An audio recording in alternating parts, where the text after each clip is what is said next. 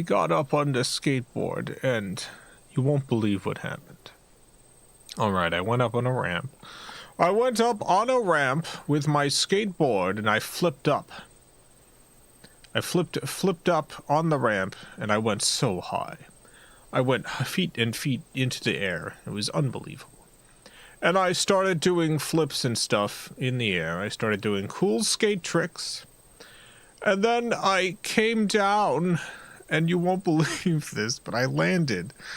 I landed on a cactus. That's right. Somehow there was a cactus around where the ramp was, and I landed right on the cactus. And now I have all of these pins in my behind. I've got a bunch of cactus pins in my behind. It is very painful. This is the sort of thing that happens sometimes when you skate. You land on a cactus. It's a real problem. Hello, welcome to the Video Game Valley. It's a beautiful day today, a perfect 72 degrees out. We are continuing Tony Hawk's Pro Skater on the Dreamcast, Sega's Dreamcast console. Tony Hawk's Pro Skater. Looking forward to playing more of this. How's everyone doing today? I hope you're doing alright. It's a rough world out there. Yeah. I'm doing okay. I've been having a lot of existential despair, you know. Having a lot of that. It comes and goes. Sometimes it's worse. Sometimes it's better. It's not great right now, but that's how it goes.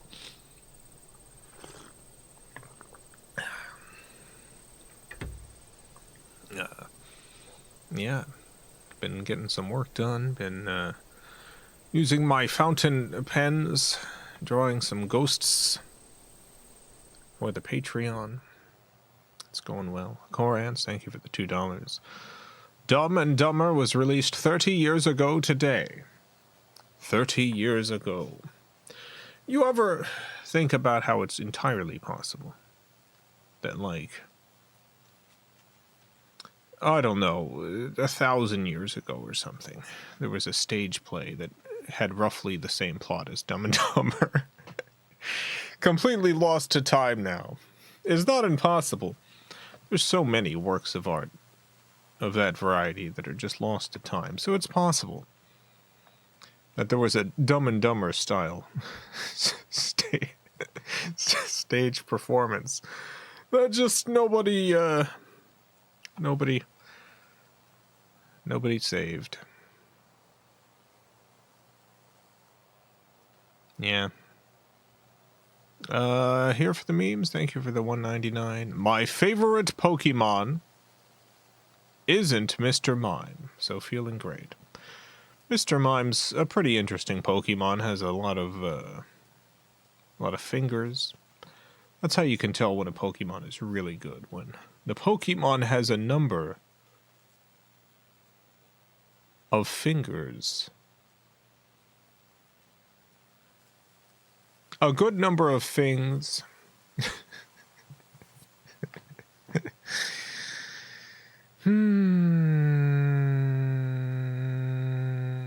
Alright, yeah, I guess I'll turn the console on. Sound pretty scared from whatever was just on your mind. Oh, I don't know if scared is the right word. No, sometimes I just have, existential despair. A sort of grand absurdist despair. This is normal. I've had it since I was a teenager. It comes and goes in waves. This was the worst time to open this stream. Talking about Mr. Mime's fingers? What?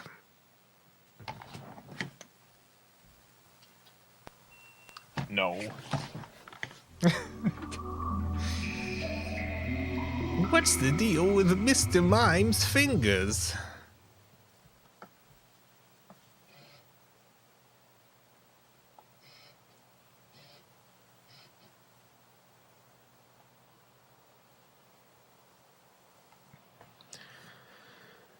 in a way, Dumb and Dumber is actually an interpretation of Don Quixote. I don't know if that's true. I'm thinking about it. I'm trying to make it work in my head. Because I love those sorts of comparisons, but I don't actually think this is true.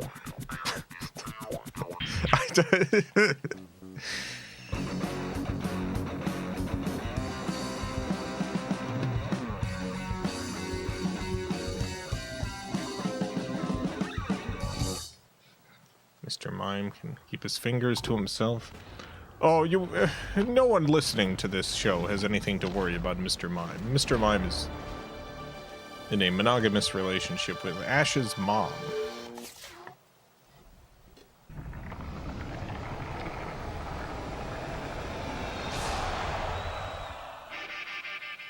Here's Tony.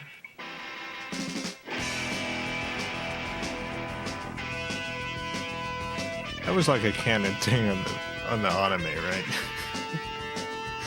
Because Mr. Mime just starts living with Ash's mom. And, you know, Ash's father's not in the picture. They seem to have a domestic relationship.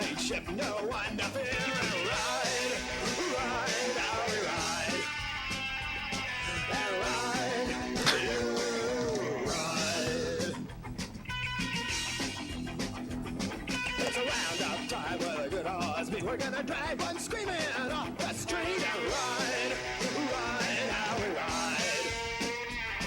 Got a black uniform and a silver badge. Play cops for real and play cops for pay. Let's ride, ride.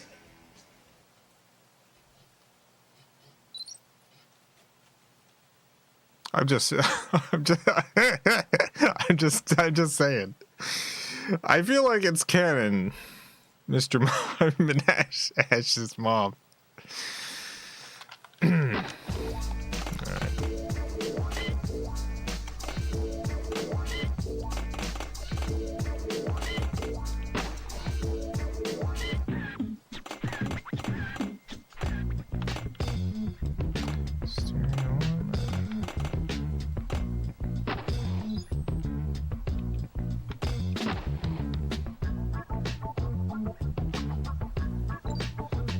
Because I saw Mr. Mime in the thumbnail. This is how I can get more people in the stream. Lots of Mr. Mime thumbnails. Sky Twofold, thank you for the $2. It's not strictly monogamous. Professor Oak is their +1. You think Professor Oak?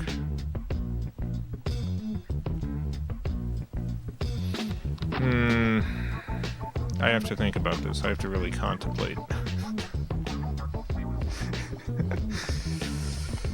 I don't know. Oh yeah, I forgot. I'm trying to get this ding dang skate.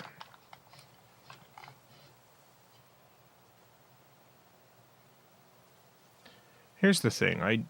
I don't actually think Professor Oak is a Pokemon pervert. If I look into my heart, I don't think that Professor Oak fools around with Pokemon. I do think that there are some scientists in the Pokemon canon that maybe do, but I don't actually think Professor Oak. I think Professor Oak has other issues.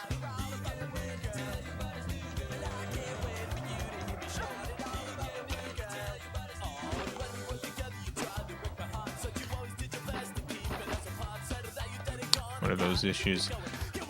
I feel like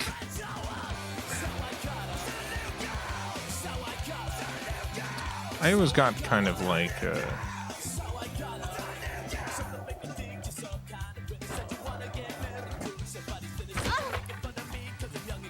I got vibes from Professor Oak that he was the sort of person who would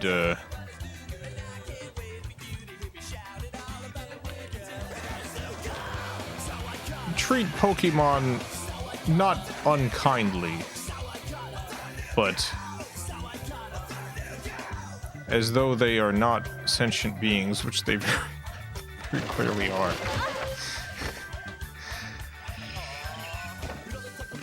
Devoid, thank you for the 199. Professor Oak stole my wife and took all my stuff. Now this I could believe, Professor Oak.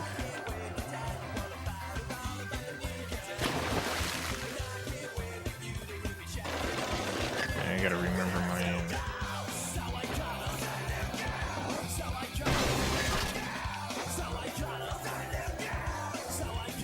Remember my, what do you call it? Buttons. I gotta remember all my buttons. Didn't watch much Pokemon, but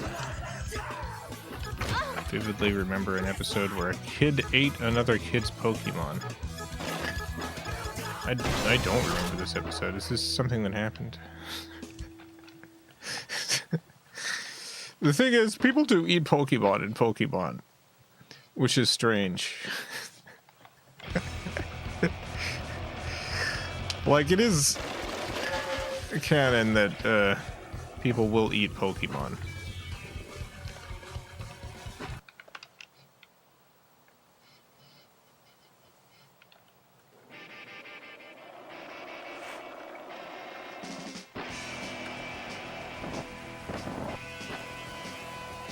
Ugh.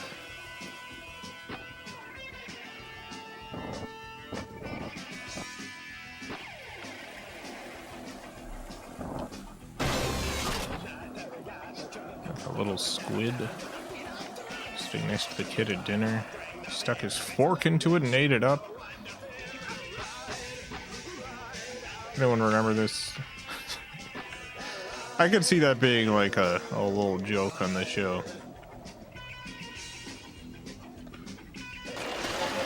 Oh,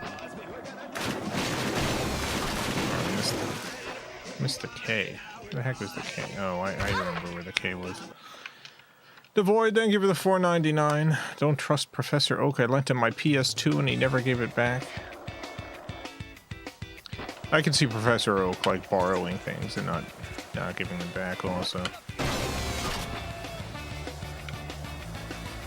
It's played as a tragic moment. Man, I don't remember any of it. I only watched like early Pokemon anime though, so it's entirely possible that this happened in anything after the first couple of seasons.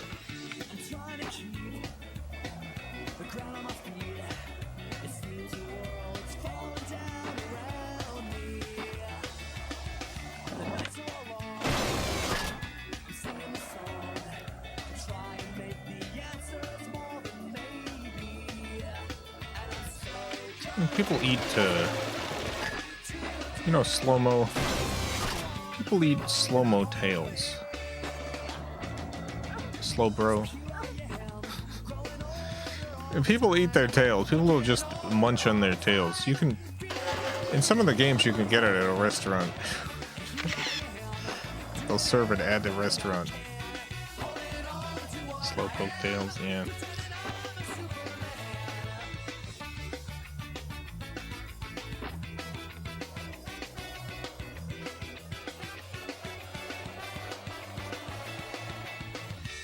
Ugh. I need to get this ding-dang tea. Alright, I'm not gonna get this tea. You know what? I just need to figure out how to get up here. Because I still don't actually really know how to get to the E. Oh my god! If only I had gotten the tea! I did it this one time! Oh no!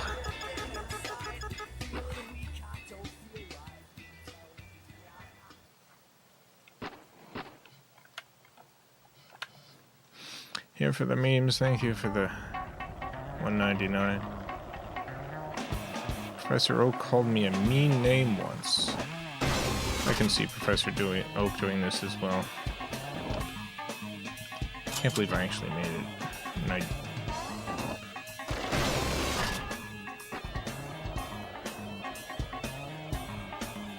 didn't have the stuff. I didn't have the tea.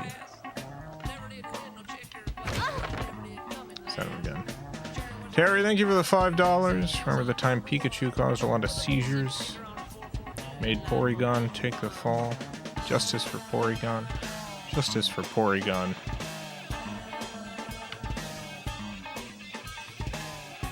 Yeah, that wasn't particularly good. You don't want your show to seizure some kids.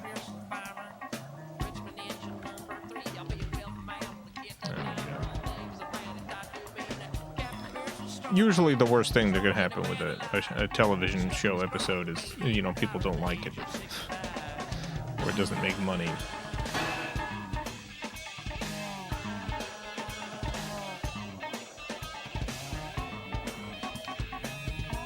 Oh my god.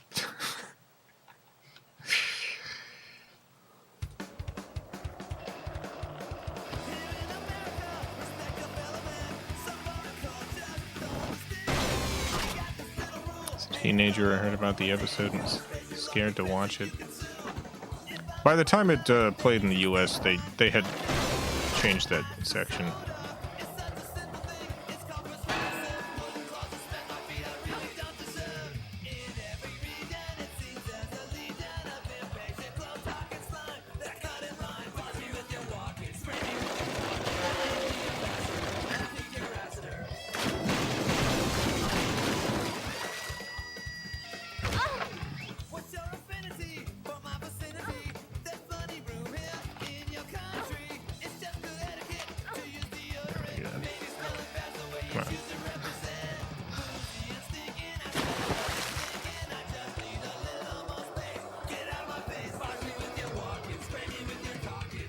Thank you. Yeah, I don't know what this person's deal is. I've just permanently banned them now.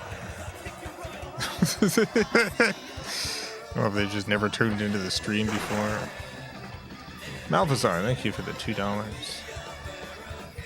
You should have Porygon on Vulo. Does Porygon even talk? Oh my god.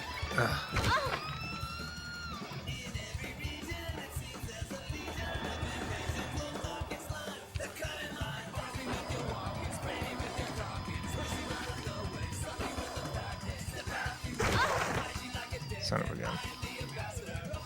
Does it matter if Porygon talks? No. I don't think I could have another Pokemon on. I think one Pokemon is enough.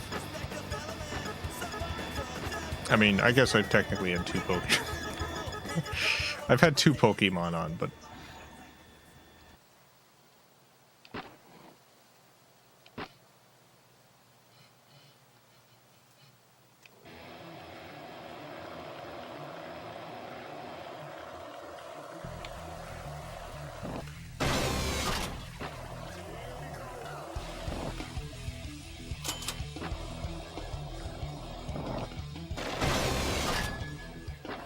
Google that one. Porygon?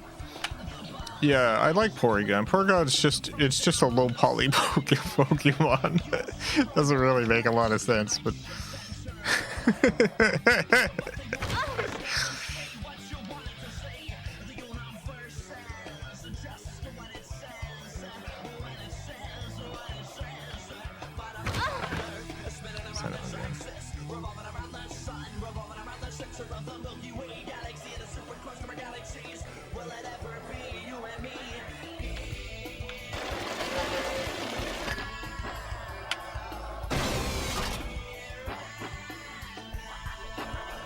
super well versed in Pokemon. Yeah, if I was the exact right age at the exact right time to get super into the original Pokemon.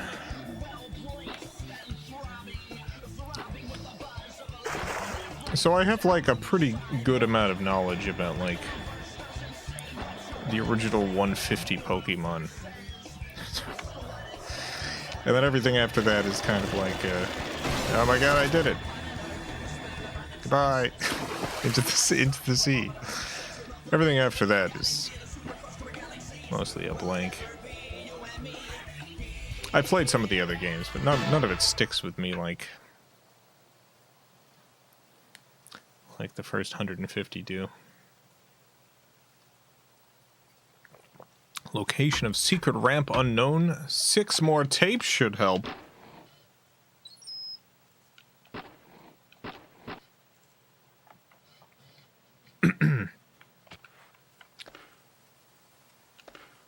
What else did I need to do here? I don't actually remember. It was forbidden Pokemon.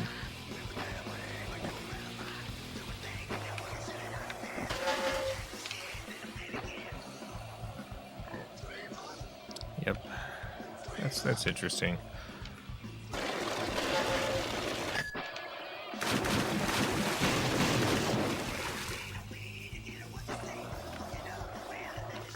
I guess there was like a brief panic about like, I don't know, the Japanese are brainwashing our children with Pokemon.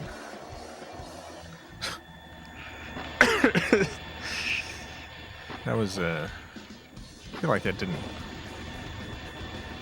last very long, but tried to get into Pokemon, but I just couldn't. Tried starting with Pokemon White. Maybe I just need to try a newer game. There's a couple things to know getting into Pokemon.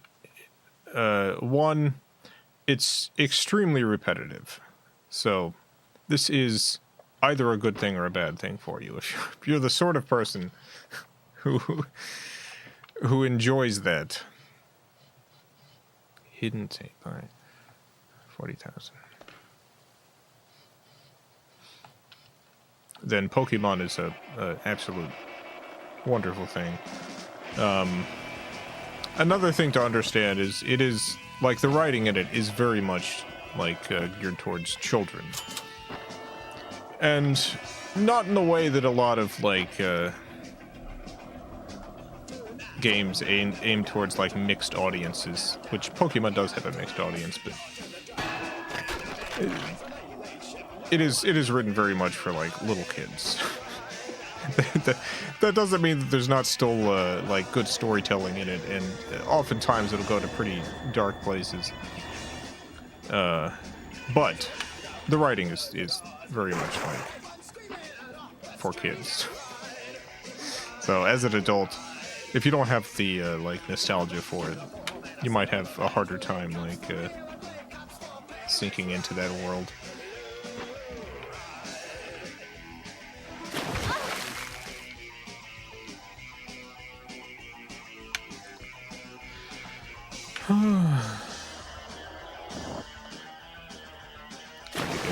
Nostalgia. Yeah, if the gameplay doesn't strike you, then you know.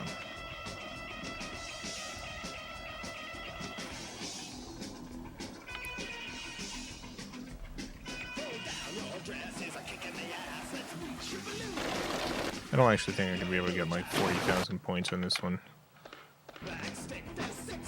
I think I'm gonna try getting tapes elsewhere.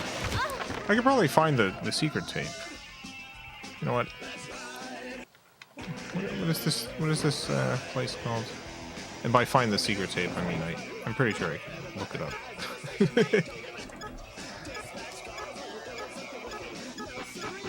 Oh no, it's up there. I just saw it.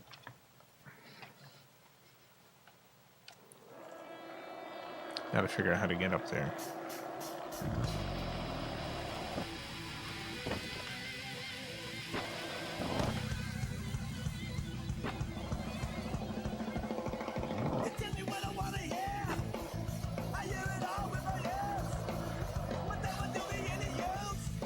Alright,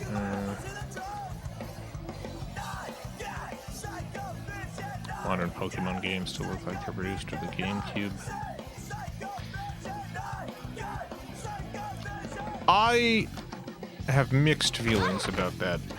So first of all, I don't actually think it's bad for games to come out with much lower fidelity graphics, because I do think that the current way the game industry works is simply poisonous. It's not good for anyone. Creates a tremendous amount of burnout.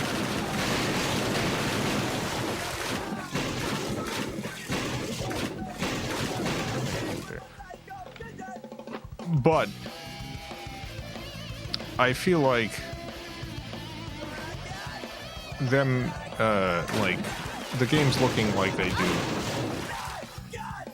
the gameplay and the design and stuff does need to be good. And I feel like it's not necessarily. They're very much like, Pokemon has always kind of been like, the same. I mean, it's the same. It's not the same exact game, but it's, you know what you're getting with a Pokemon game. There's not like radical changes usually from game to game. And it's definitely a hard sell to get people to buy new games when they look and play exactly like the old games. And don't even have all the Pokemon in it anymore.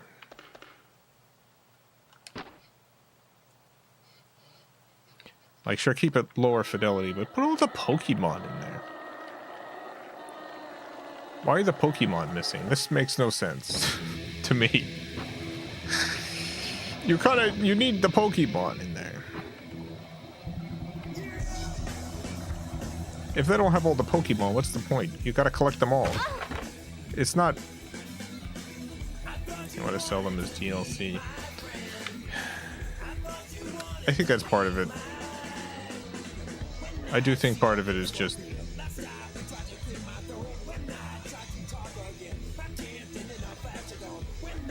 project management, project timelines, things like that.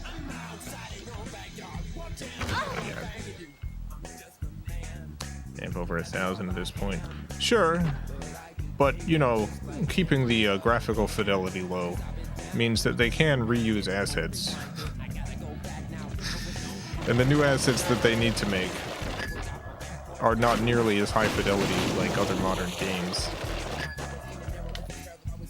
How do I... That's the jump I need to make if I'm going to do this.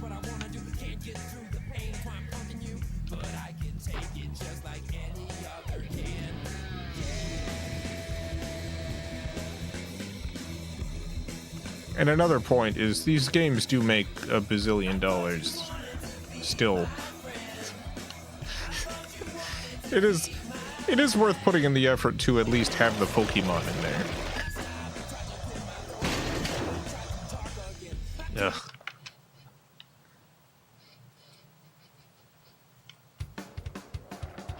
The toys make $1 bazillion. Yeah, but that's not gonna last forever if they don't keep people interested in Pokemon. Because ideally what you want is, you know, you've got the adults with disposable income who will buy this stuff and also get their kids into Pokemon. And then the young people getting into Pokemon who then become the adults buying the Pokemon for their kids. Just infinite money. Infinite money forever.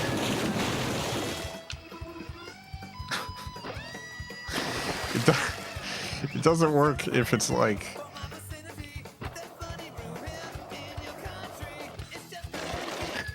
Yeah, I'm going the wrong way. I need to use the half pipe to angle yourself over the chasm. The half pipe.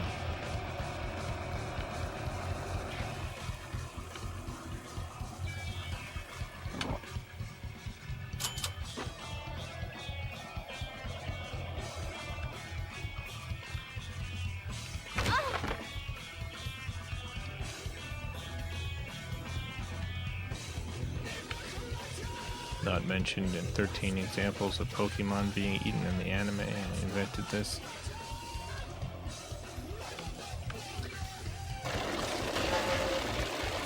It's also possible that you saw this in a different cartoon and have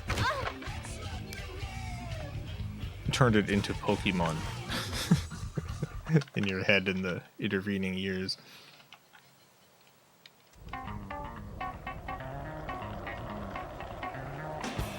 Not sure when is the half pipe that I've got to do.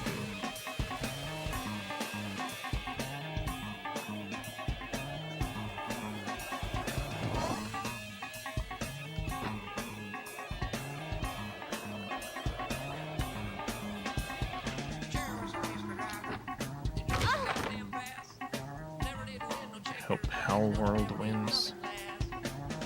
What's going on with the Pal World stuff? I briefly played Pal World.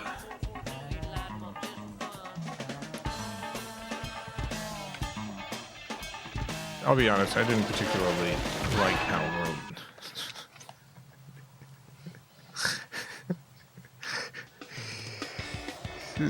I was surprised that Nintendo sued them over, like,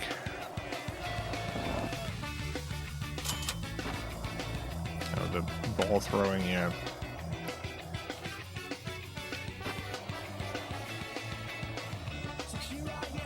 Like, I really thought that Nintendo was going to sue over, like, intellectual property stuff. Because that did seem the most blatant.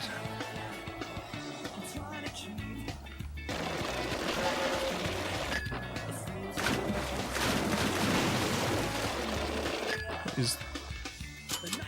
Oh, nice.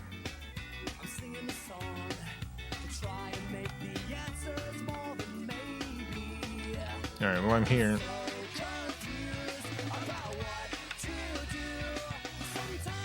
Gotta figure out exactly where I need to go now.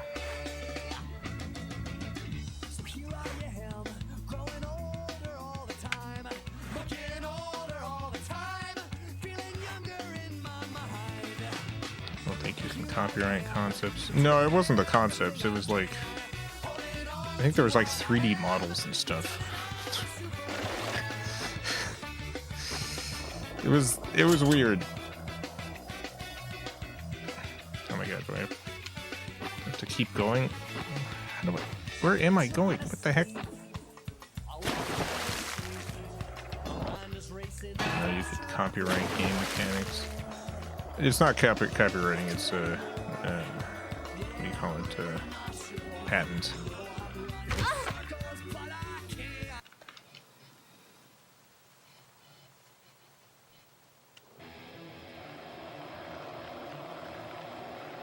This is a lot more complicated than I thought it was going to be.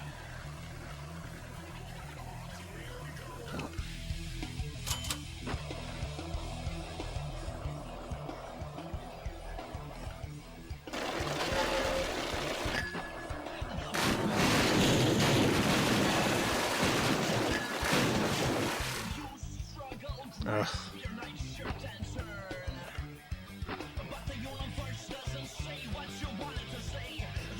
Tweets regarding 3D models being stolen. The person later admitted they had to modify the models to make them look similar in the geometry.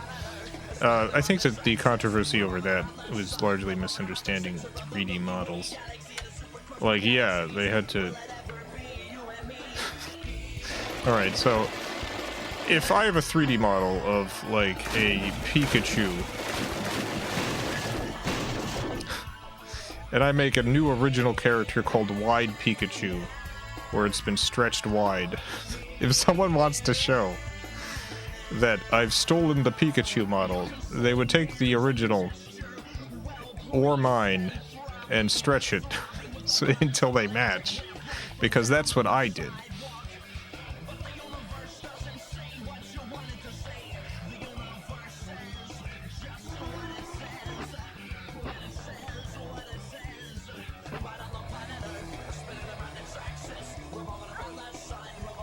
If they just put, like, Pikachu and Wide Pikachu next to each other, and people are like, well, no, one of them's wide.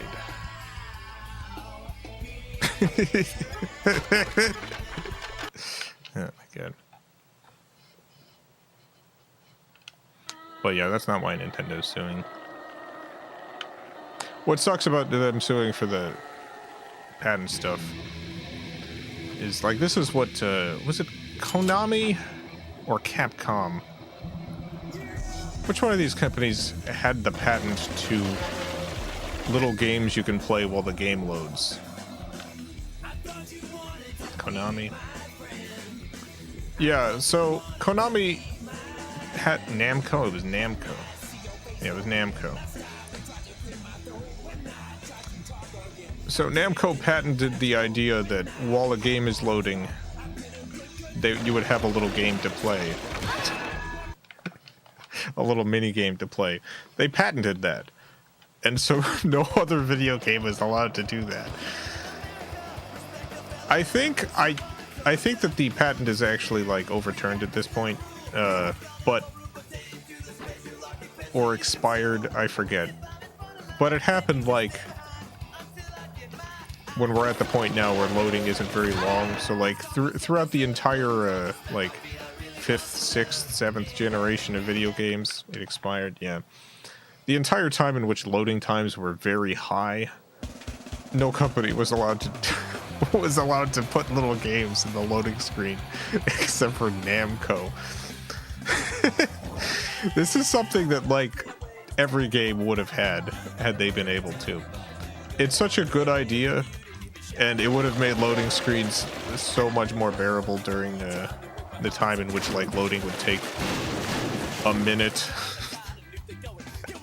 Oh my god.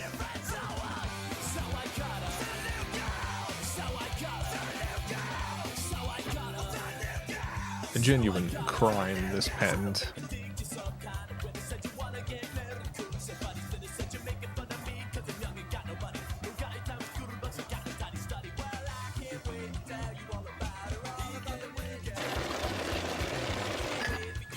So yeah, Nintendo trying to claim ownership over throwing a ball at something to catch it. That sucks.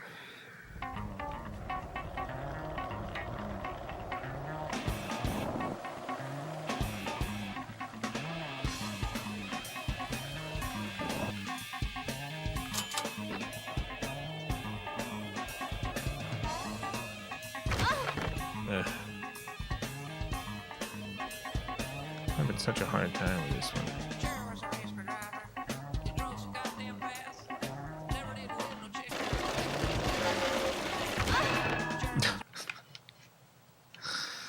Son of a gun.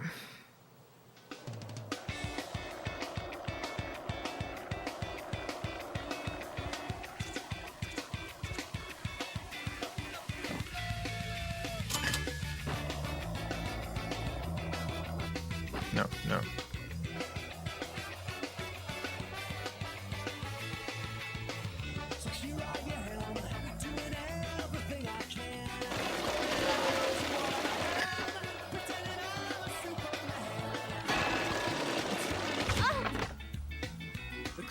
Perfect.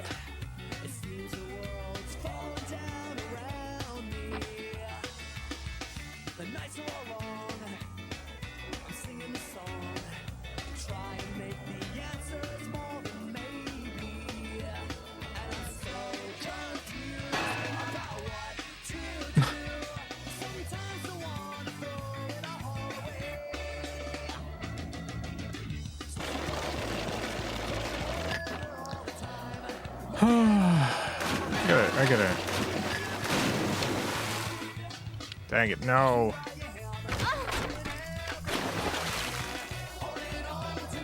I gotta start patenting a bunch of video game ideas, video game concepts. I'll just make it like little Renpy games, but incorporate a concept into it that I then trademark, and then go after a bunch of other people for using this the same idea. I just gotta figure out things likely to be used in the future.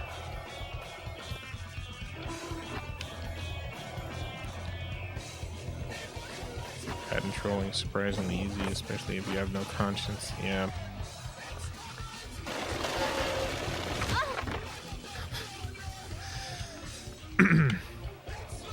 I feel like there should fundamentally be like a I feel like there's supposed to be, like, as part of this process, there's supposed to be like a review process in which, you know, it's determined whether or not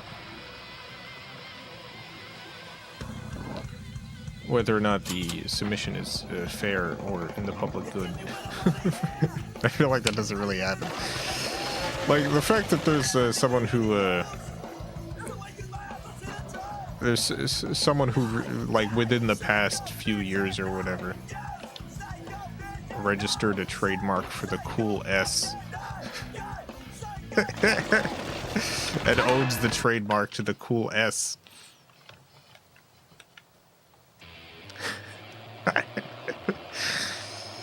Just absolutely absurd.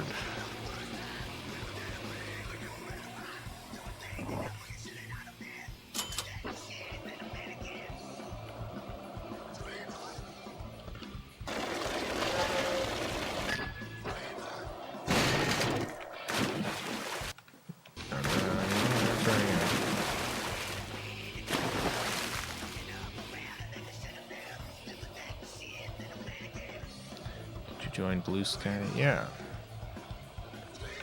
Yeah, I joined Blue Sky a while ago. Link on my website or in this on YouTube. Links all over the place. Ah. Or you can just type FilmCow into the search.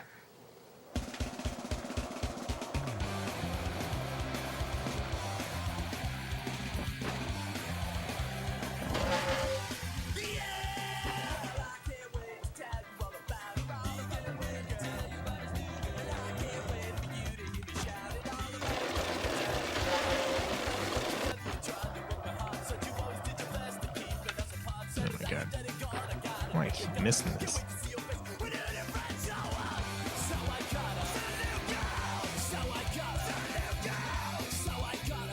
I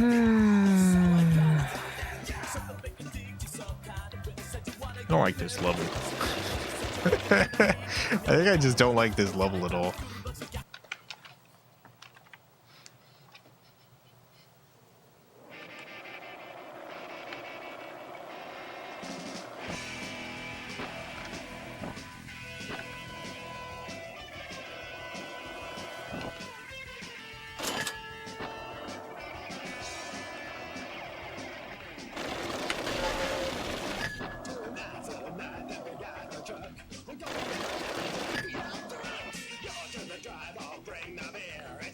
Why am I having such a hard time with this?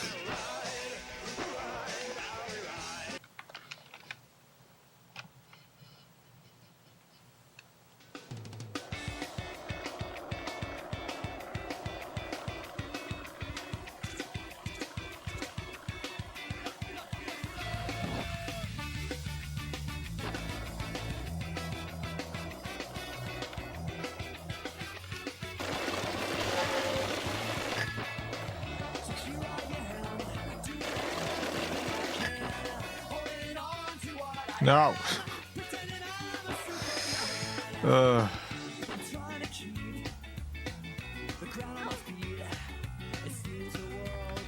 can adjust your rider's stance or something. The only thing I can do is go down or up,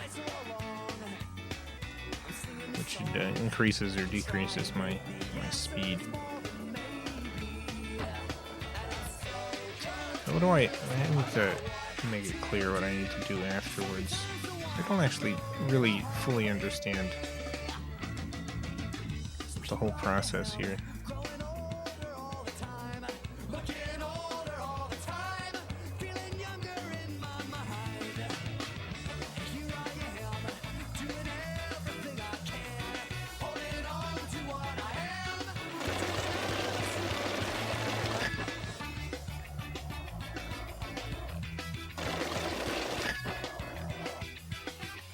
Come on!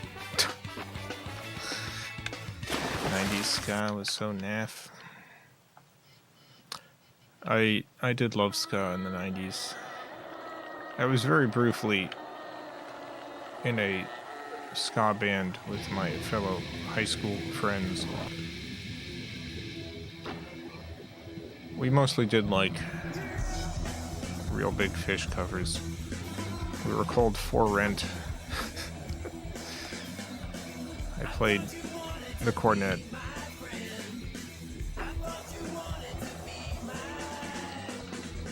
It's a bad thing. That was naff bad.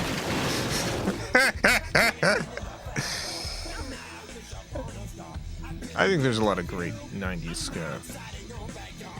I think that the tunes they picked for this original ska is good. Yeah, I mean, 1970s ska is superior.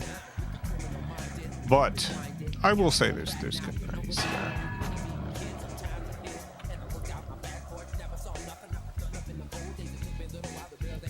I don't like the ska stuff that was like ska light.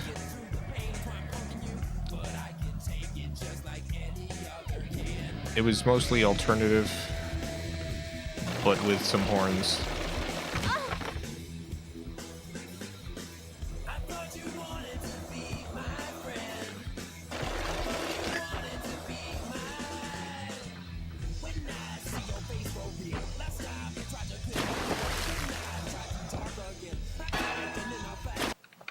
Oh my god.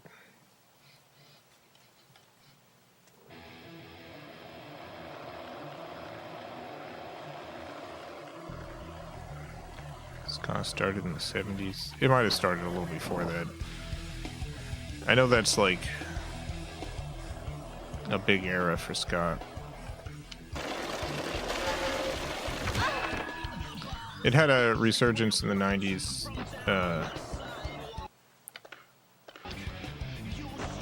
I started in the 50s. Oh, it started in the 50s. My apologies to ska.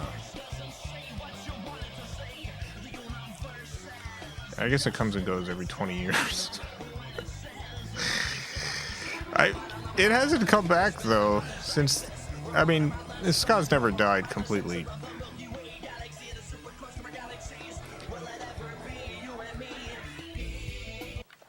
Oh my god. Ska 2020s. Yeah, I would love for there to be. I feel like there was very briefly like a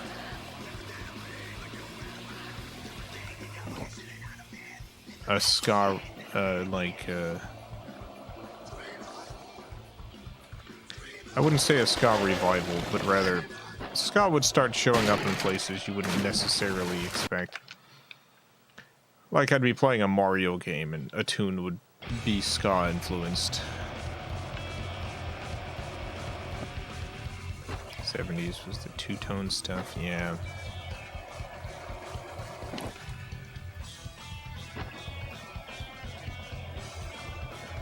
Yeah, that's right.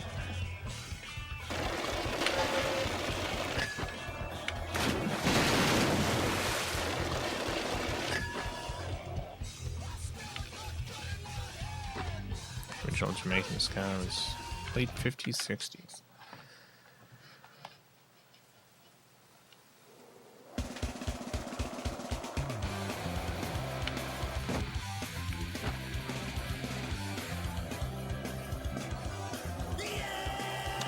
Gex did some ska on their recent album. Nice. I like 100 Gex.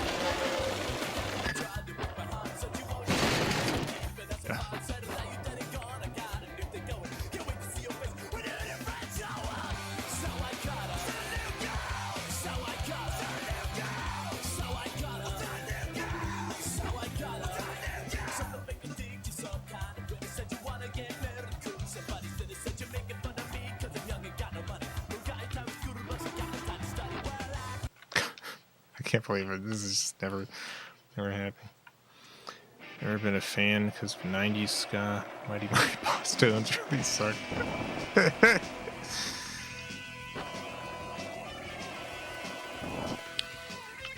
I like the Aquabats.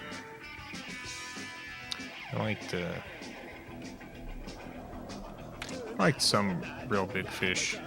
Although that might be because I had a crush on someone who was a big, Real Big Fish fan. which had an influence.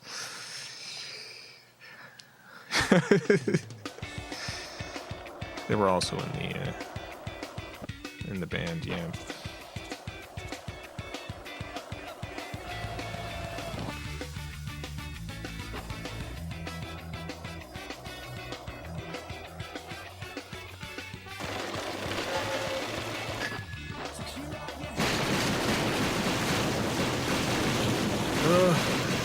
What is this world?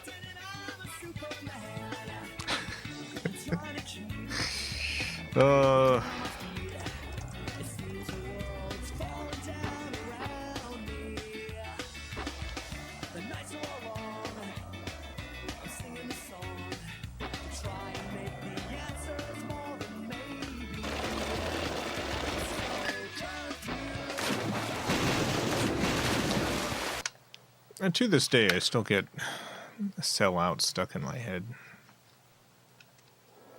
I think that's a great song.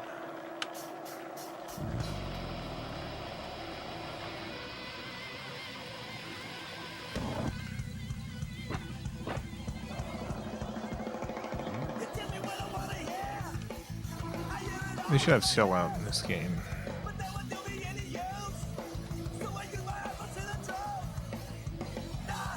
I think real life will look like this one day.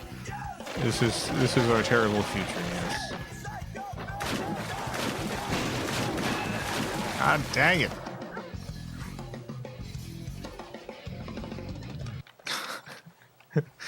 I gotta just stop this. Which song's the worst in this game? What's everyone's least favorite song in this game? I feel like this game has like, what, 6 songs? I think 2 of them are good. I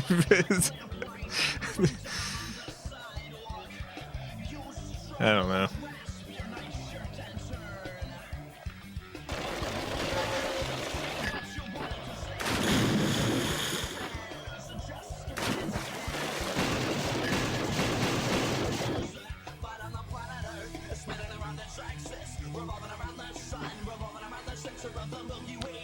I might have to just decide that I can't do this.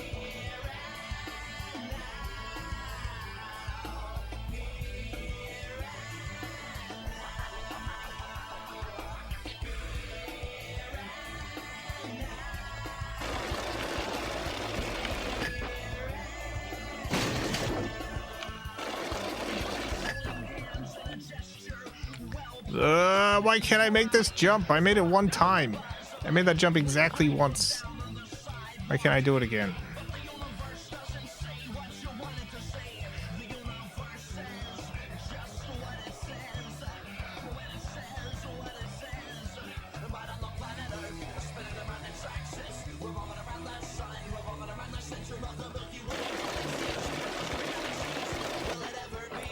Yeah, I was in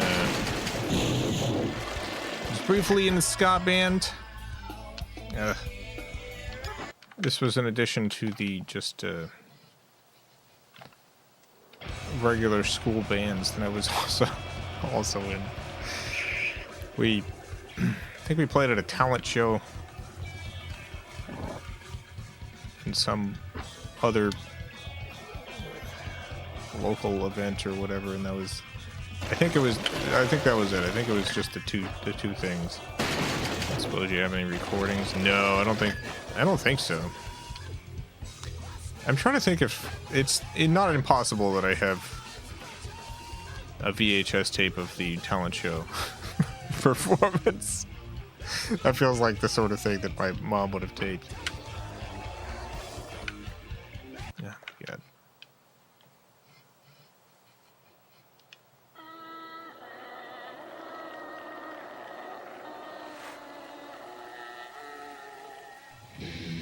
No moshing, no.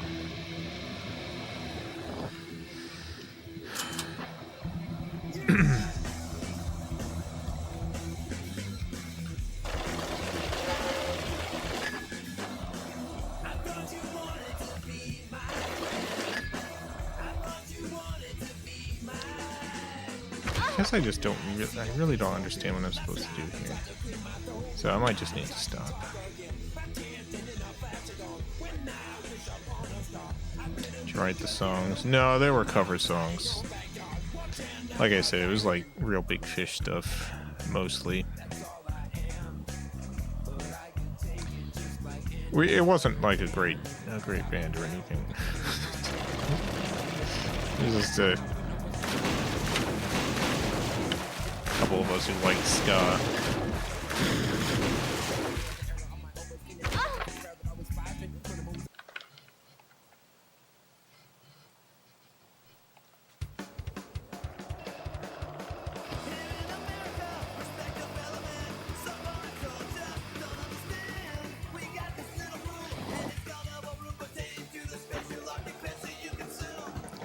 The funniest thing about the ska band. All right, so let me.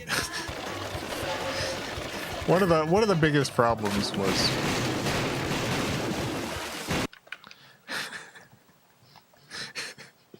One of the biggest problems was like instrument distribution. So,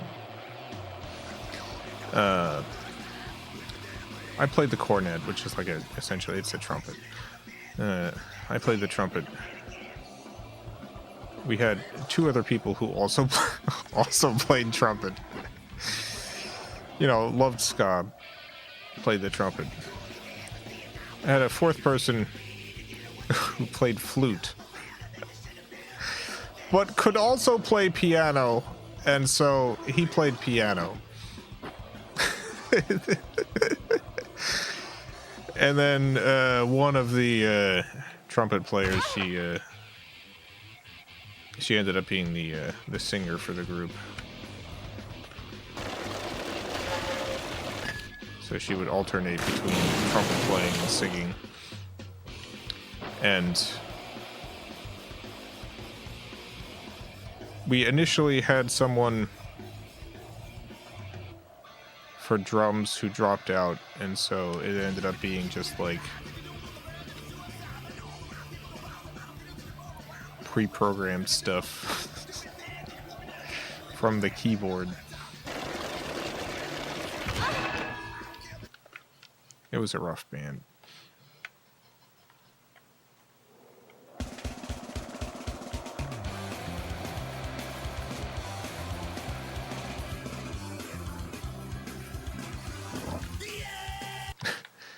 Oh yeah, I gotta, one second. Sounds awesome.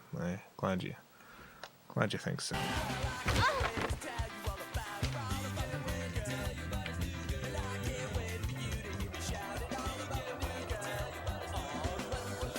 I was also in my middle school jazz band. My middle school band teacher loved jazz, and so our middle school had a jazz band. I was the trumpet soloist for the jazz band. So I did all my cool trumpet solos.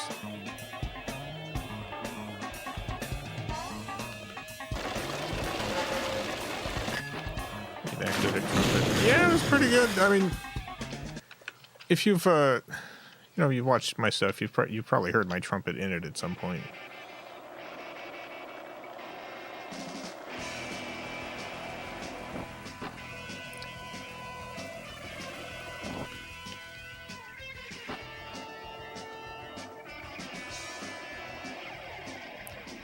Yeah, I think it's time to give up this dream.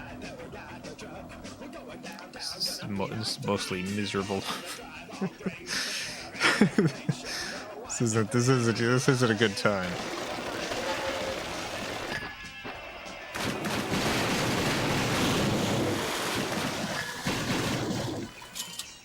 Oh my god. Alright, I made it here. There's the tape.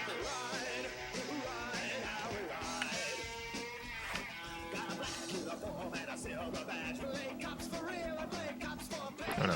Yeah, well. Yeah, you know what?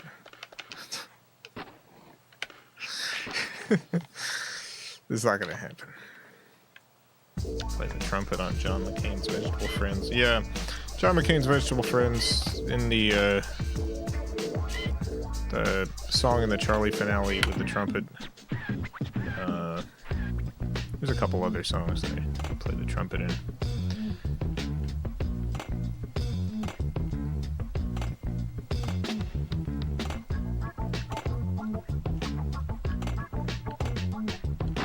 Let's see what the other two tapes are in downtown. Hidden tape, 40,000 points. Let's try for 40,000 points. An instrument that you not like playing growing up? I didn't have a... It wasn't like an opportunity to play a bunch of instruments I didn't like.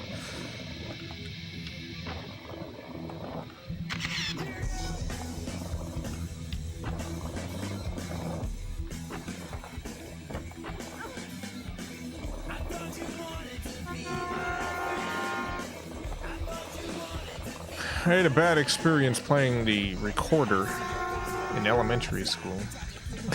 I don't know if that counts. Oh yeah, I need to be getting points. What am I doing? So they're gonna put on an elementary school play. And, you know, I decided I really, really wanted to act. I really wanted to act so bad. And so I applied for the position of, the position of Santa Claus in the play, because it was about Santa. I really wanted to be Santa Claus. And, when the roles were announced, I did not get the role of Santa Claus. They instead gave the role of Santa Claus to this other kid. I don't remember who. And I got the role of Santa Claus's friend Kyle. Santa had a buddy named Kyle, I guess. And I was so upset at not getting the role of Santa Claus that I went to the teacher and said that I didn't think I could actually be in the play. I was too nervous. I made up something. Really, I was just very sad about not getting the role of Santa Claus. And I regretted this decision almost immediately because Kyle was like the second biggest role. It was a great role and I would have killed it. And so instead, I ended up being with the rest of the kids who didn't get chosen and playing recorder off to the side as the play goes on. I could have had a great role. Kyle. But instead I threw it all away.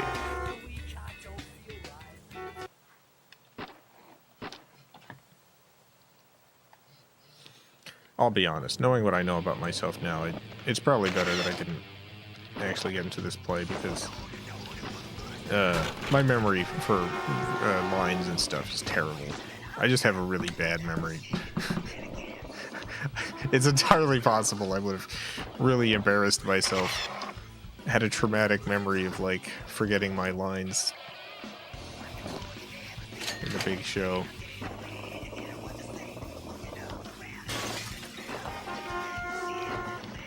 It's the only reason I didn't do theater in high school.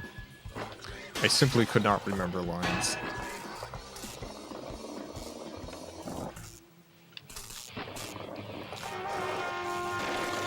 Yeah, I don't have it anymore. How am I gonna get all these points?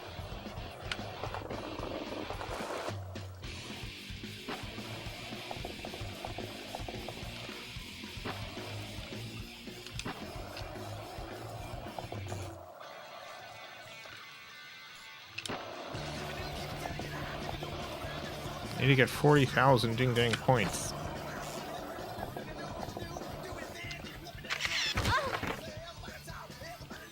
Got some pretty juice rolls in school productions. One time I got to be Judas. Nice. That's a great role.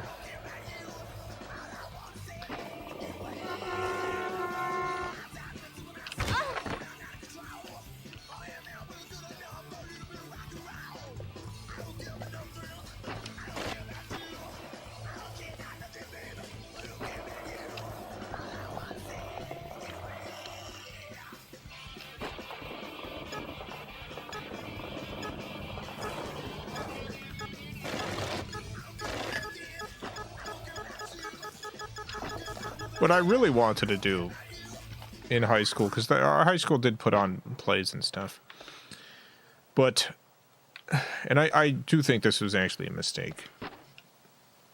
They only did, like, you know, real plays. I genuinely think that they should have included, like, playwriting as part of the class. And done plays that students wrote, because That would have been great. I wrote plays at the time. And you know what? I think they would have killed. I think my high school plays would have killed it.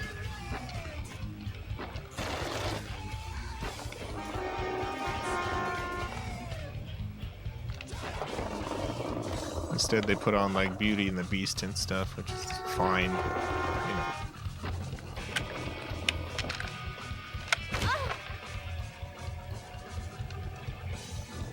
I wrote a play about the Holocaust once, which our drama club performed, and I wish we hadn't. Oh boy.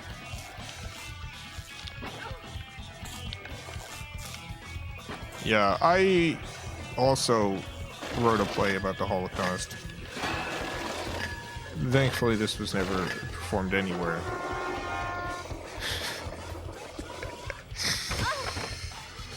Mine was really, yeah.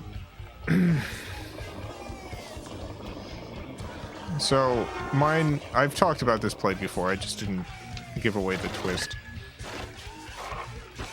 Mine was, it was called The Banana People.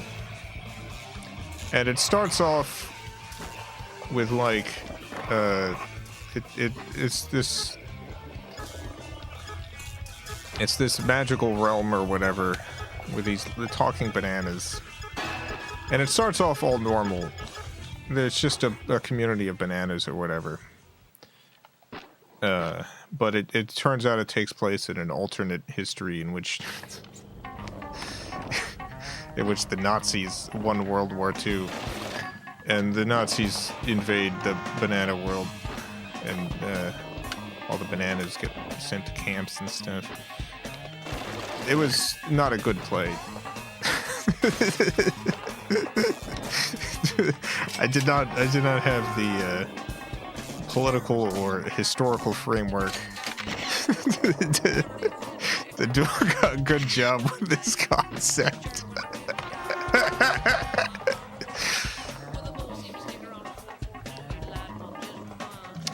It is, in fact, good that it never came about. Mine was just very gritty realism, I thought.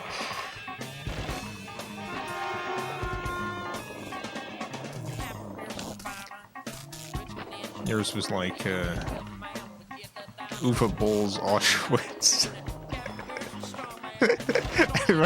Everyone here see famed directors Uwe Boll's Auschwitz. Does anyone see that? World famous director Uwe Boll.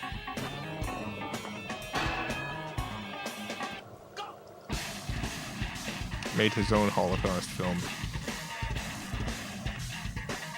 And definitely not gonna get my made a Holocaust. He sure did. He cast himself as a Nazi soldier.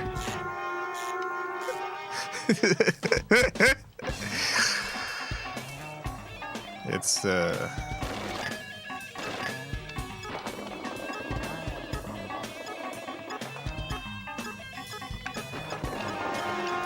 not great. 12,000.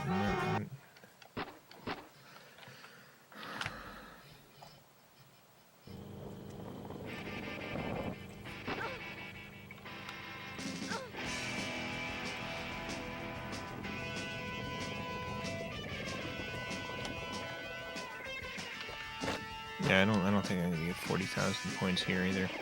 I feel like I've just fundamentally lost something in terms of skill for this game. I'm just not playing to my best this week. That's fine. That's fine. I should just have a good time, have some fun.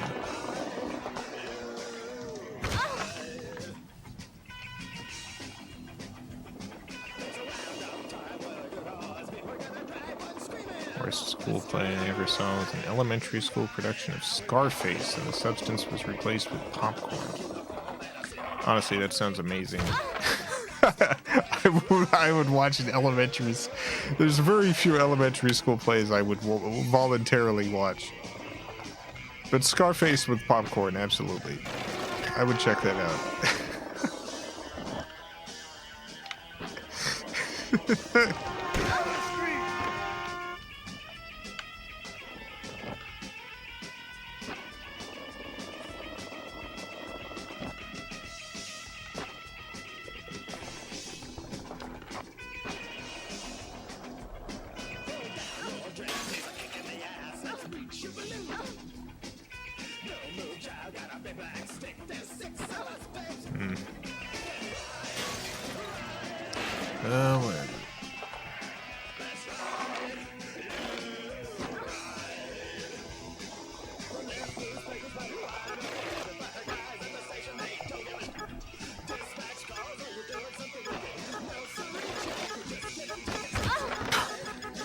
Hey.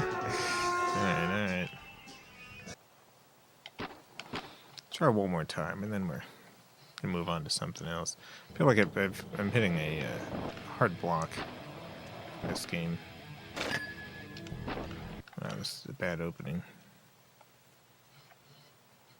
I was doing okay last week, but it's all over now.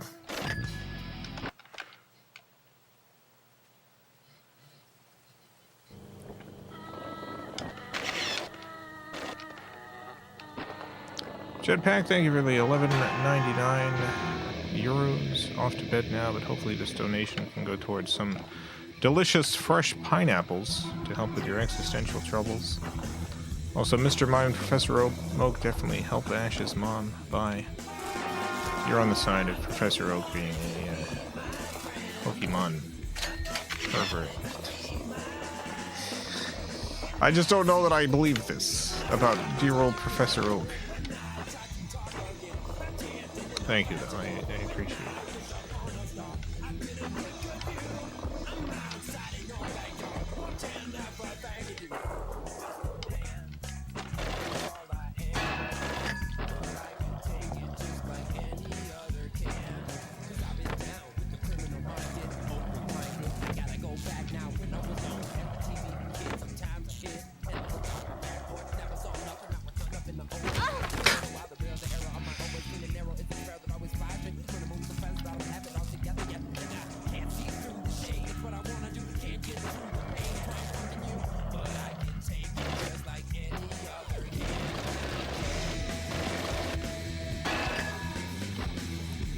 Alright.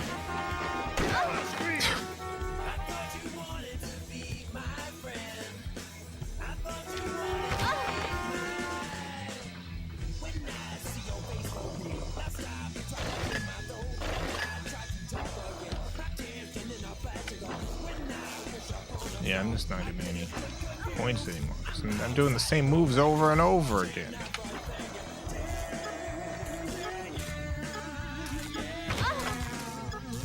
Doing the same moves. 15,000. That's not too bad. It's no 40,000 though. I guess I could try to find the the secret tape.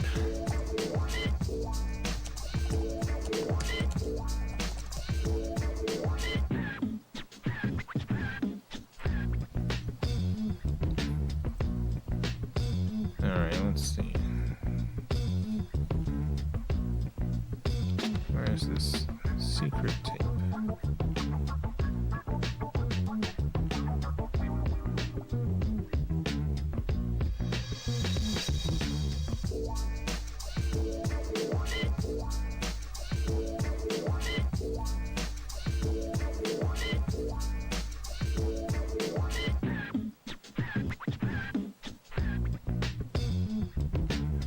Okay, I think you've.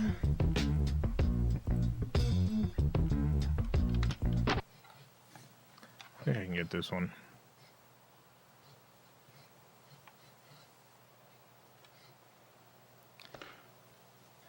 Just looking at a walkthrough, and hopefully the tape's in the same place. Because it's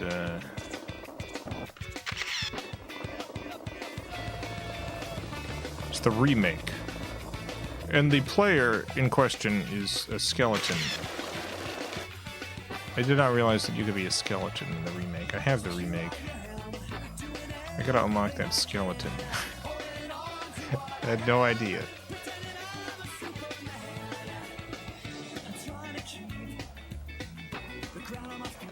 Alright, let me pause this for a second. Make sure I'm going the right way.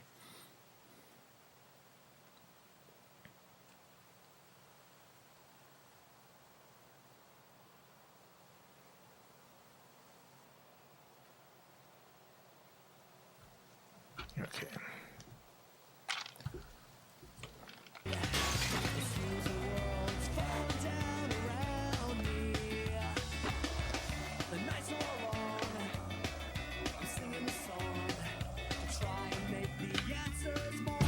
Hey, we did it. Hidden tape acquired.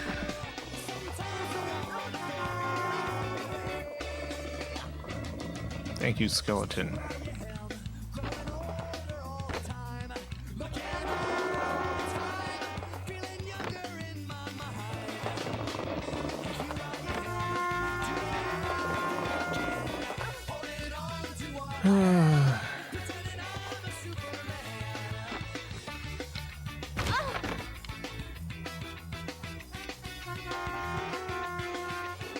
Broke all my bones, but I got tape. Broke all my bones, but I got the tape. Thinking about when I was. I used to be when I was a teenager and a young adult. I feel like I had a bit of an edge, you know. I was a little edgy. I was a little edged up. I don't feel like I was extremely edgy. I had multitudes. I had a very soft, quiet side.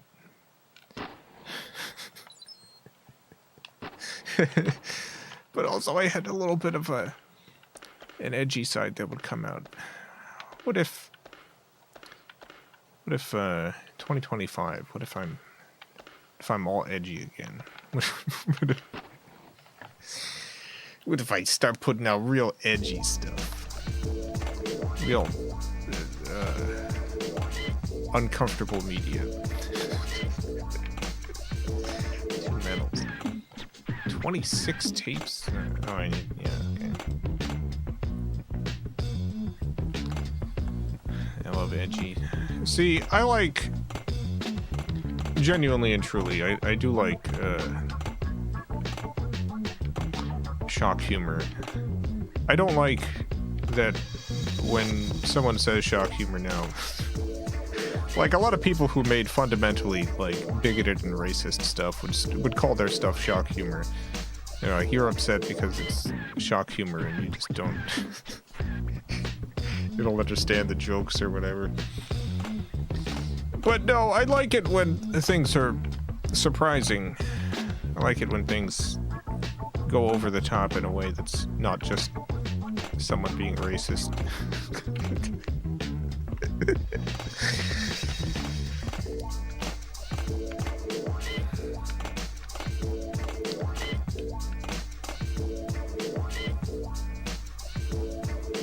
But we're already uncomfortable medium. It's funny, it's not shock, dark humor, that's just you being a bigot. Yeah, I mean, a lot of people started using the phrase to mean something that it was not. I do have a hard time, like, really, gauging my own work as to, so I'll try Burnside. Whether or not it's like how intense it is. Every once in a while, I'll put something out, and people will be disturbed by it, and I'll be surprised. But I think in general, I don't think a lot of the stuff I put out has been particularly disturbing lately. 3 heat. Oh, it's one of these again. Okay.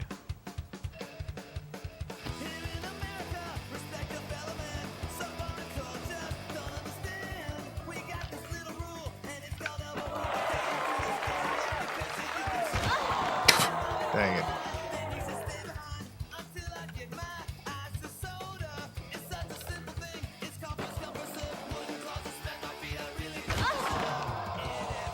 Alright, I'm not doing great.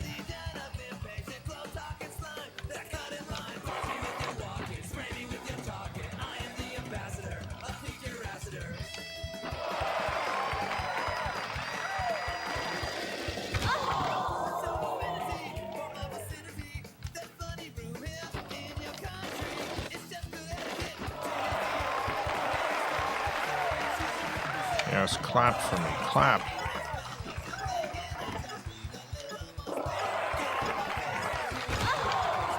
Keep clapping.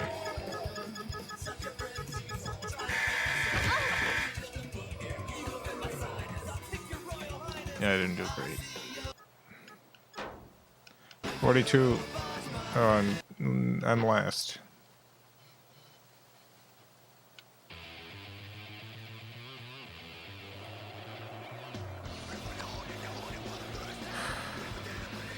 I definitely feel like the that would have killed me. I feel like YouTube altering these sorts of videos that you're able to monetize, and not just that, but also alternating, changing the rules for what's able to be even really seen through age gating.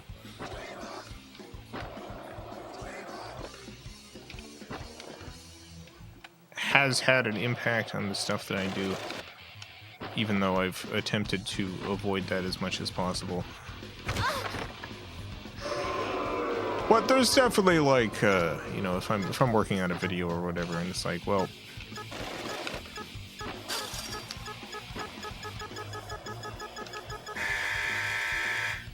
dang, I did even worse. Well, I can't monetize this unless I make this one change. So should I make this change so that I could earn money off of this video? Or should I leave it in and just deal with it potentially getting demonetized? And I've done both. I've gone both ways.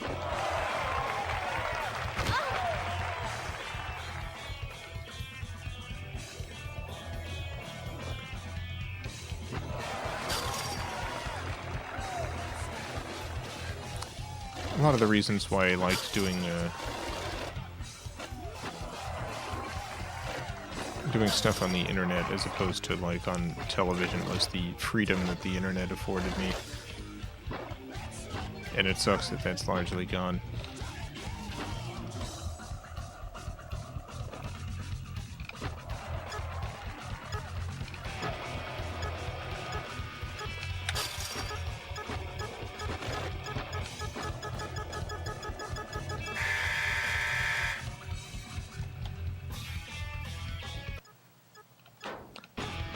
Alright, we're probably not gonna...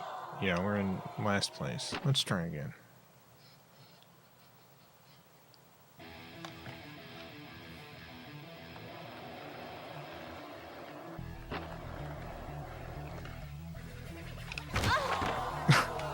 Dang it.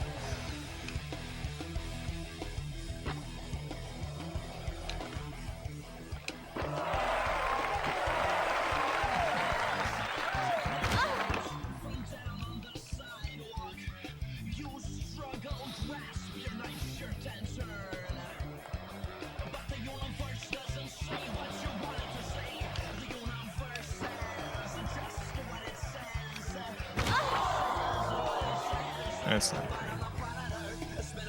You don't want that to happen. Why that?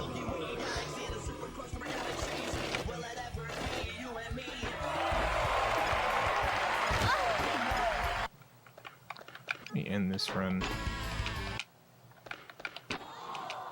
Let me restart.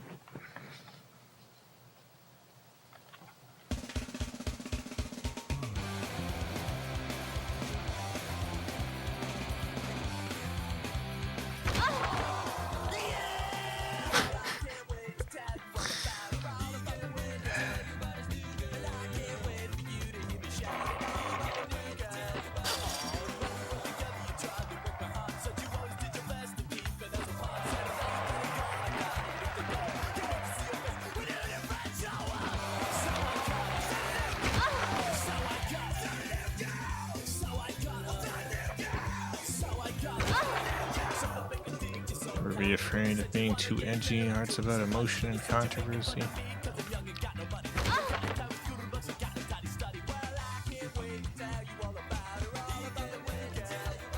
I don't know that all art's about controversy, but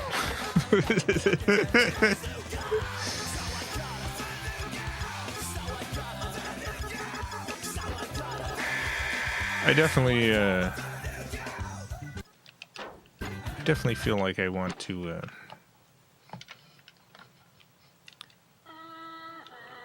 make more videos in which it's like fine if it gets demonetized. I think the thing that I like least about the modern YouTube stuff isn't even the demonetization, because like to some degree that's not even like really in YouTube's control. It is, but also like they're fundamentally cowards, and advertisers have gotten really panicky about stuff. But so YouTube has an age limit. Like you have to be 13 or older to use the platform, but you're able to join YouTube Kids if you're younger than that, and that's like a gated off area. And so you would think, all right, you would think YouTube main is 13 plus, so PG-13.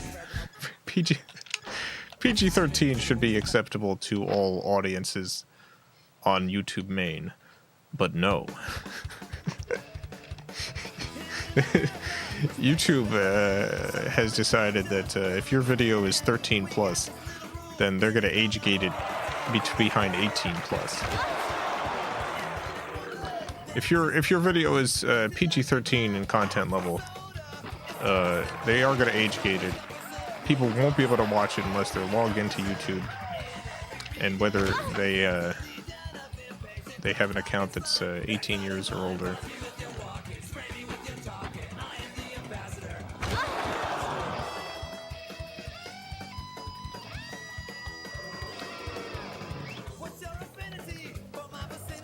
So it's like you can't even do like PG-13 stuff without incurring a huge penalty.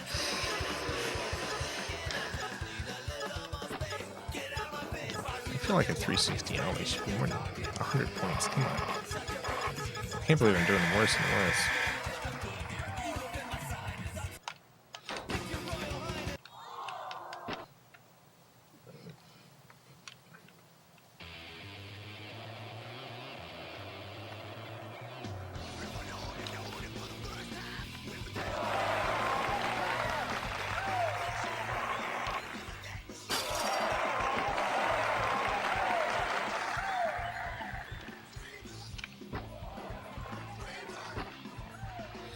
One of my favorite artists. Keep supporting the Patreon as long as I can. The Patreon is, I think, genuinely a way for me to just start releasing stuff where it doesn't matter if it gets demonetized. Because the Patreon does well enough that a video or two coming out that doesn't get monetized is not gonna wreck me.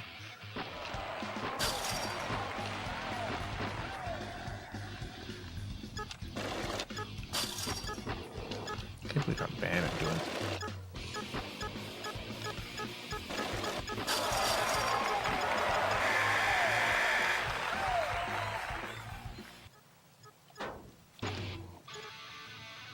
Well, I'm not last place anymore.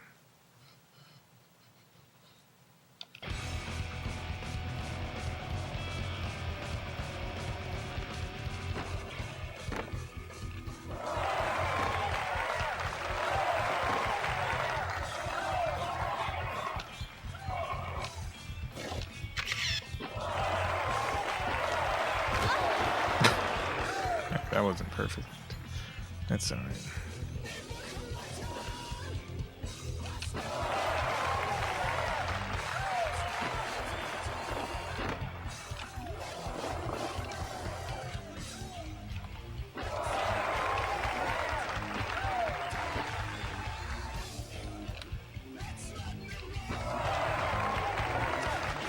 Alright, now we're getting somewhere. Will those Twitch streams bring you any revenue? Well, I haven't done the Twitch streams in a while, but not really when I was doing those regularly.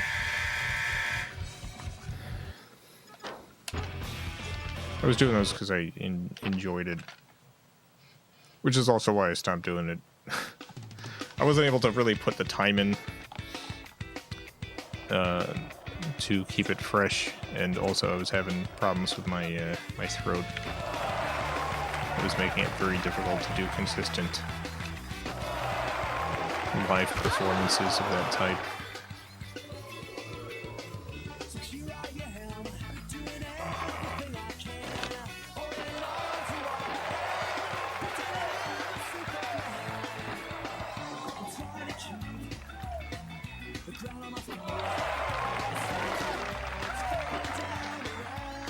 It started becoming a little like Garfield,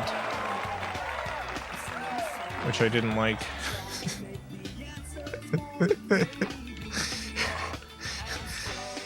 You know, when you think about it, it was becoming a bit Garfield-y in quality.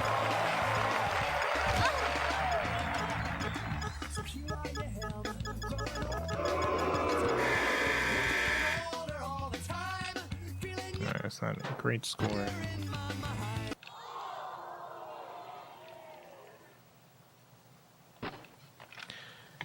Just as an example, there's this like ongoing gag where like involving Christine, where you know I would check in on Christine and something happened. Something happened to Christine.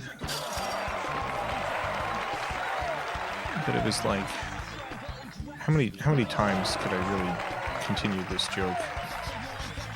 And I did actually try to slowly phase it out or whatever, but chat wouldn't let it go. People would send money in asking like how Christine was doing. I was like, I want to end this bit.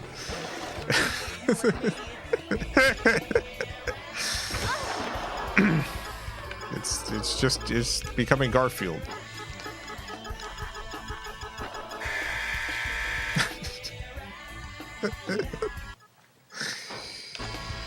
It's becoming Garfield.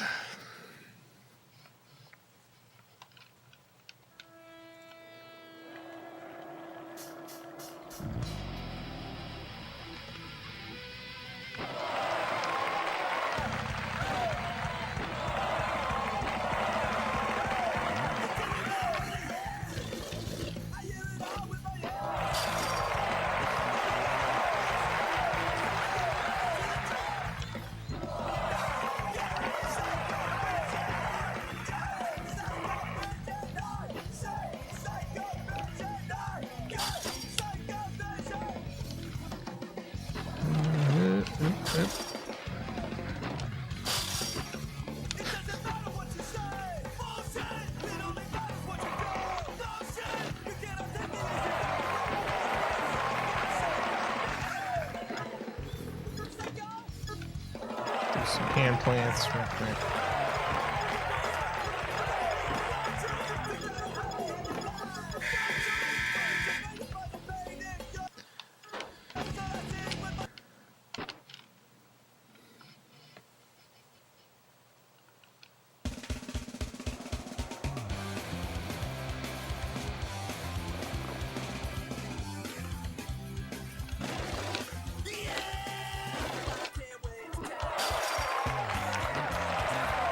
That's not too bad.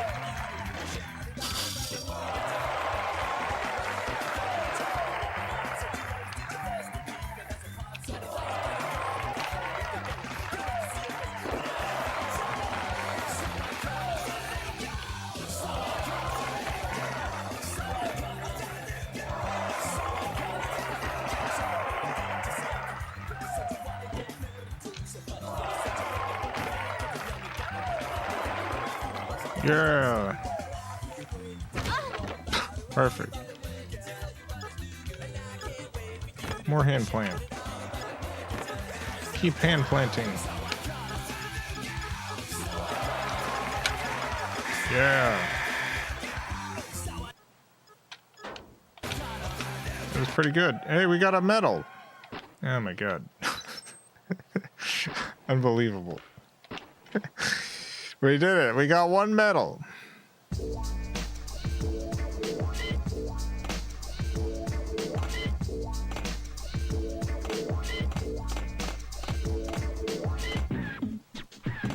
Alright, well, we got Street San Francisco.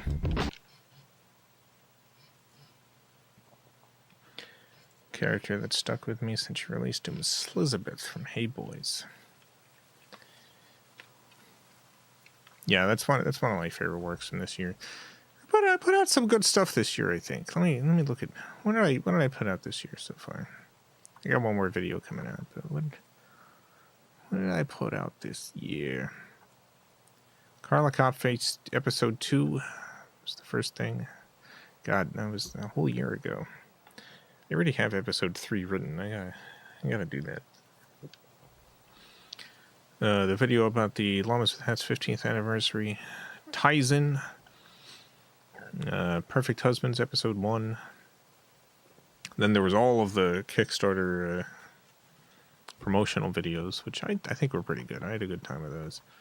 Perfect Husbands episode 2. Titanic 2. This time it's fine. Very happy with that one too. Shadowstone Park and Beyond, the first episode of that. I've also got the second episode of that written. That'll be out maybe February. Oh yeah, the Joe Biden drops out of the presidential race video. Spatula Band is framing. Ghost House 16. The Llamas with Hats epilogue, of course. So Perfect Husbands episode 3 and Never Monday. Oh yeah, and Hey Boys. Hey Boys as well.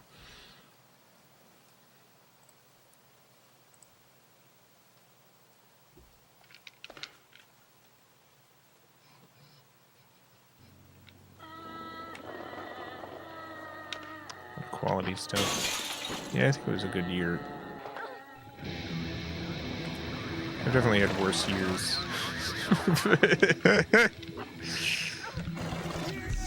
I think I'm doing good stuff.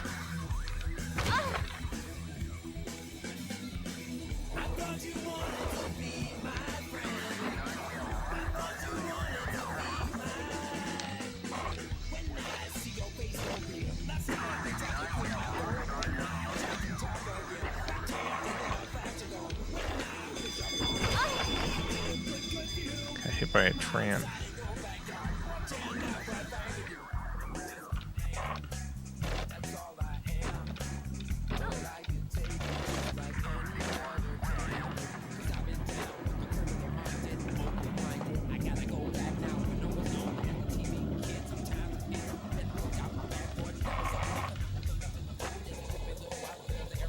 A weird area.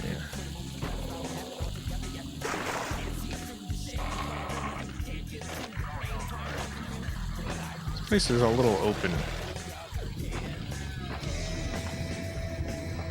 It's how you're able to drop things so frequently while still having time to stream. Well, the secret to that is the stream is largely my time off. You actually count up the hours I spend each day working. It's most of them. Every day. I feel like if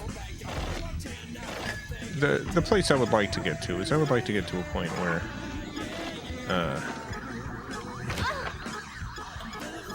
I can do like the work, and you know, I enjoy doing these live streams and stuff. I like doing some of the other occasional live streams too. There's a lot of other stuff that I have to do to keep the business going that I'd like to do less of. But I don't know that ever get to that point.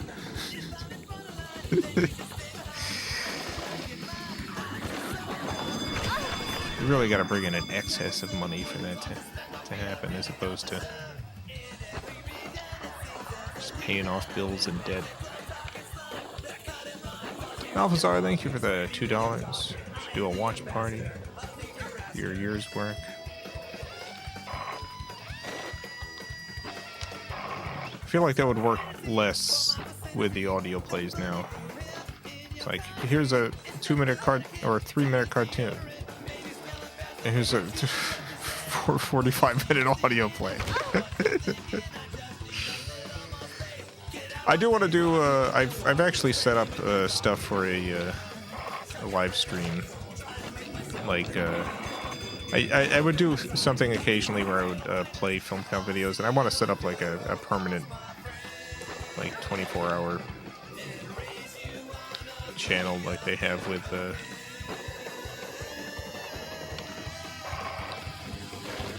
I know Riff Tracks does that, and the Whitest Kids You Know, we're doing that for a while. I've definitely got enough videos at this point that it would make sense to do something like that.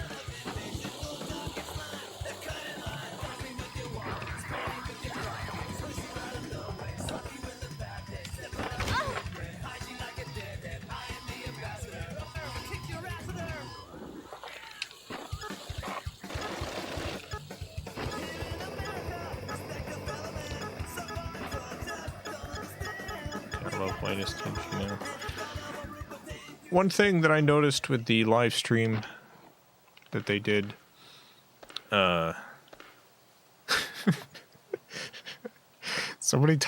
tuned into that a bunch when they were playing that, just because it had been a while since I had seen a lot of those skits.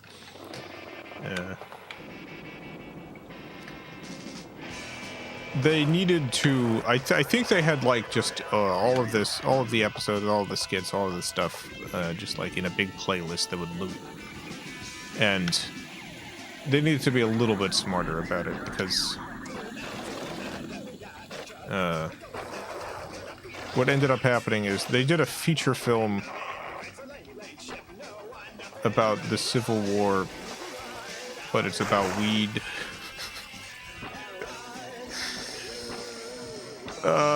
And because of the length of that, so many times when I tuned into the stream, it was that movie. Just because runtime, it was like, you know, percentage-wise, such a huge percentage of the playlist time.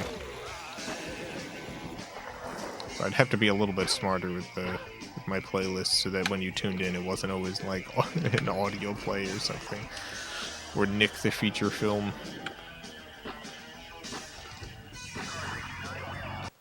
Yeah. No.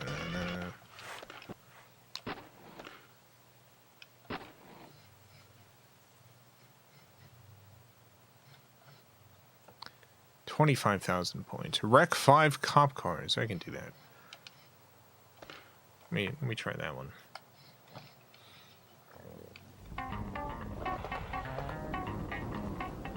Nick the feature film channel. Nothing but Nick the feature film over and over again. Recommend not showing Nick the feature film. Oh, I'm gonna show Nick the feature film, don't you worry. There's no way I'm not showing Nick the feature film.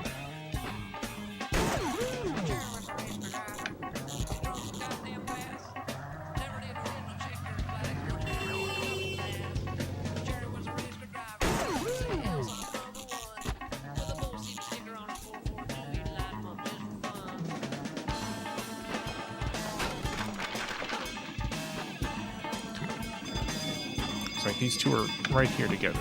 Great, I can get 2 of them done really quick. Oh my god, come on.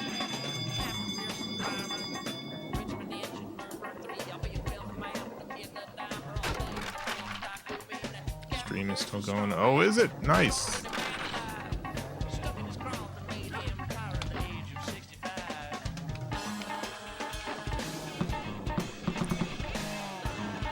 Rest in peace, Trevor Moore.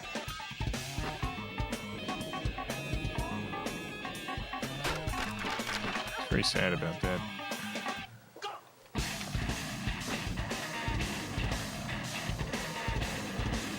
Trevor Moore. A great performer.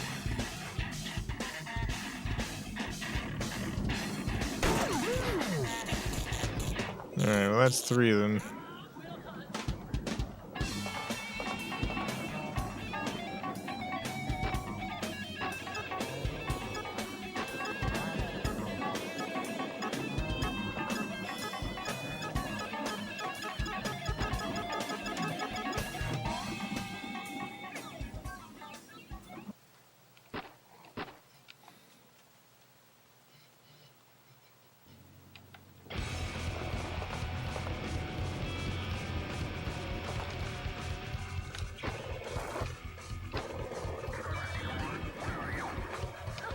I keep trying to grind on the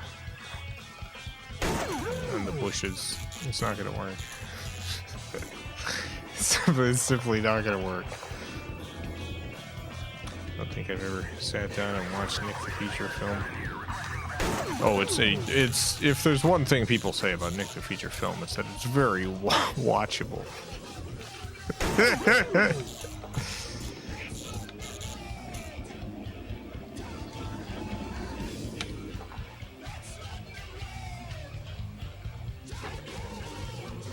Friend Robert, who's in the movie, would occasionally live stream on Twitch and had like a media share thing where people, you know, could pay money to get him to watch stuff. Media share. And people would donate the entirety of Nick the Feature film. Nick the Feature film. This happened like 4 or 5 times.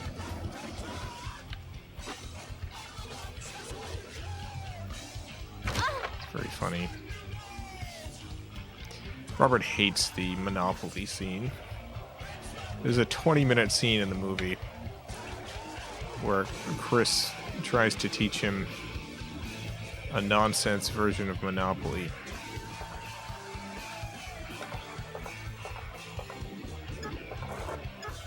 Robert hates it. He cannot stand that scene.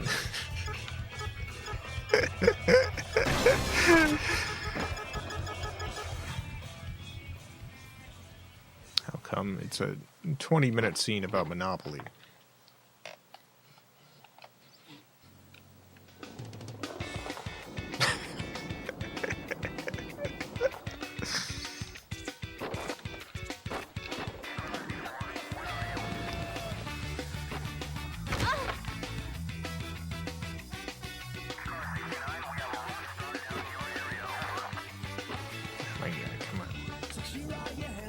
I need to figure out where this 5th cop car is.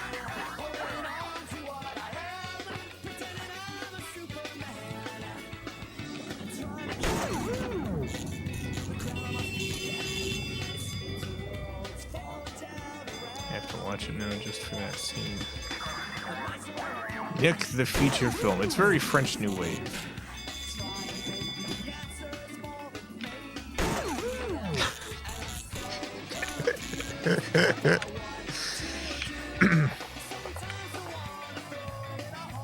It is maybe the most French New Wave thing I've ever made.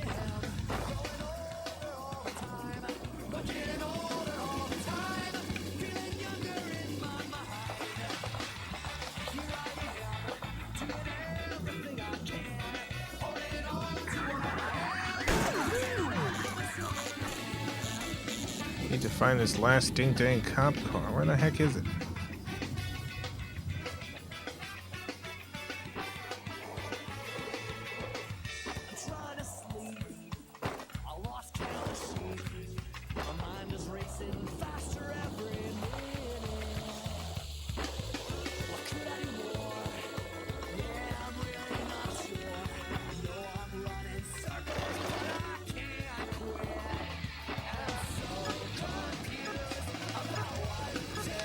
Plot revolve around Albert Camus' philosophy of the absurd. It does not know.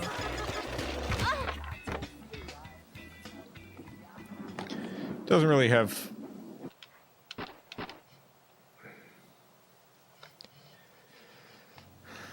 have that sort of meta stuff.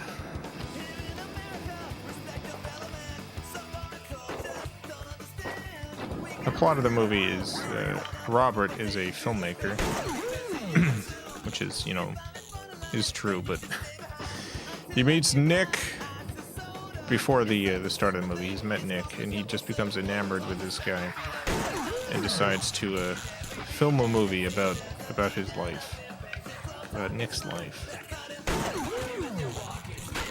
And so the movie opens, and Robert's, you know, going through Nick's daily routine and stuff. But then Nick's quote friend, unquote, Chris shows up and kind of derails the entire thing.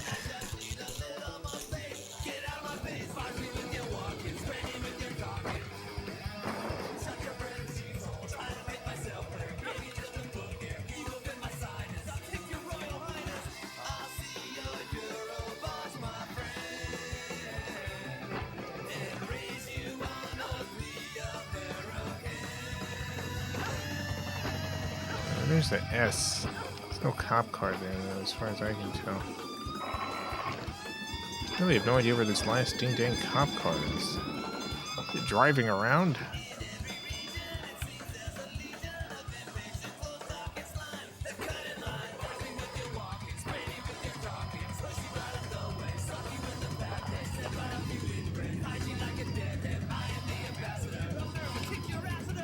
Maybe I need to go up this way.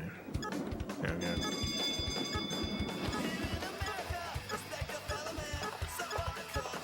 I'll try to find this one more time and then we'll give up for now. Couldn't ask for a better friend than Chris. Oh yeah, there was something behind me. Thank you, Charles. It's right here. I can't believe it. All right. It was just right there the whole time. Okay.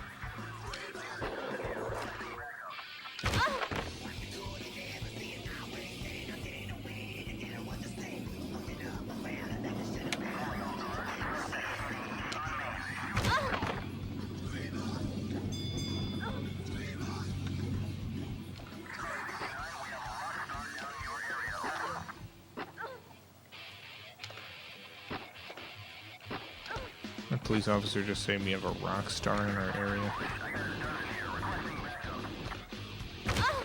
Can't believe what a hard time I'm having jumping on this ding dang cop car.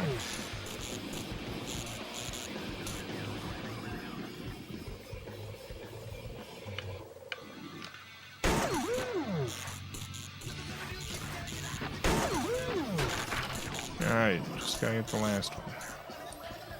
I'd hoped that Nick the Feature Film would have done better and we could have filmed Nick the Feature Film 2. Would have been a whole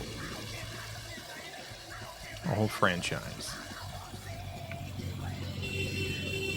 I released Nick the Feature Film like during the actual genuine peak of FilmCow in terms of alright, we got him.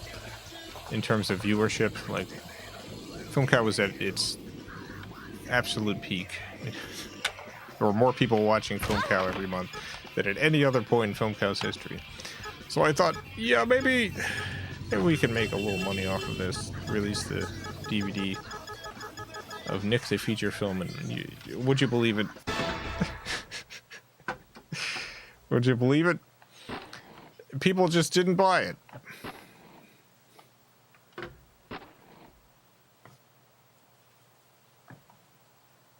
We're like, all right, we'll make a sequel if Nick the Feature Film brings in $50,000 to make a big budget Nick the Feature Film sequel.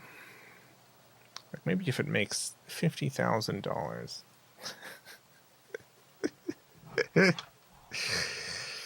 It did not make $50,000, unfortunately.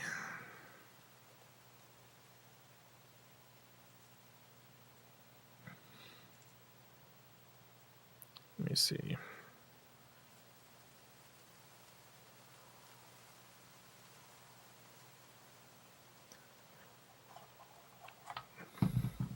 I think we needed to sell like, we're selling it for like $10, so all in all, we didn't need to sell all that many copies. But I think the movie made like $400 or something. I think it was something like that. It was not a lot of money. Did you release it on the main channel? So it was released two ways. Initially, it was on DVD and YouTube rental on the main channel. So you could rent it on the main channel, or you could buy a DVD. And yeah, I think all in all, it made like $400, which, by the way, did not cover the like I paid for Robert's plane ticket to come down and stuff, and it was a financial loss. Nick the Feature, Nick the Feature Film. Well, that'll be it for tonight. Special thanks to the FilmCow Patreon supporters. Greatly appreciate the support. Didn't know YouTube allowed you to do that. I don't even know if they still... I know that they still have rentals because, like, big studios will rent movies and TV shows or sell them or whatever. But I don't really think it's a thing that just, like, regular partner channels can do anymore. It used to be all the partners could do that.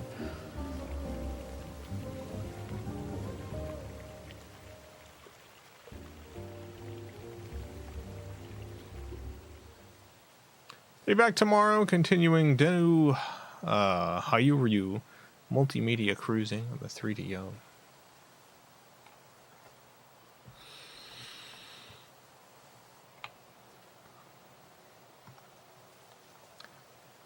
I wasn't terribly surprised that Nick the Feature Film didn't do super well. It wasn't really something that we thought was going to be a huge hit or anything.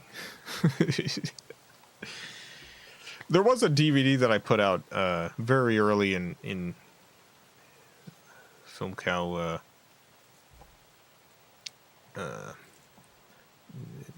like back when people would genuinely get DVDs of stuff. I put out a collection of FilmCow videos on DVD, and I released an ad, and the ad, the ad's up to 1 million views. The ad's up to 1 million views. It was released 2009. It got 500,000 views like within the first like 2 weeks or whatever. You know, this was back when a lot of people were watching FilmCow stuff, and the DVD was pretty cheap, like cost wise, but we put a lot of effort into it. There's a ton of special features and all this other stuff, and I put that out, and I think that made like $2,000. Something like that. Like I was trying to gauge like how many people would buy it given our audience size.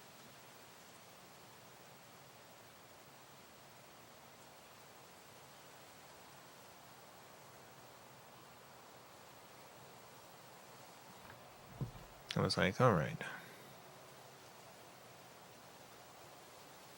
We can probably sell a few thousand copies of this. But no, I think we sold a few hundred. I don't know what it was. Nick the Feature Film, I have a better understanding of. I've had weird luck with merch. Some stuff has like done really well. Some stuff hasn't. Like the what do you call it? The Ghost House Guide to Ghosts book did really well.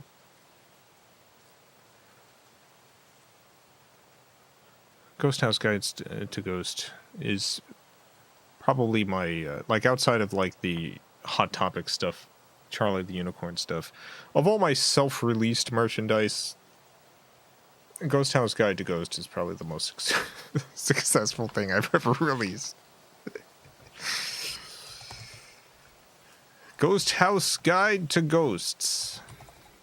That was the big hit. I don't know why that particular thing did so well, but it did.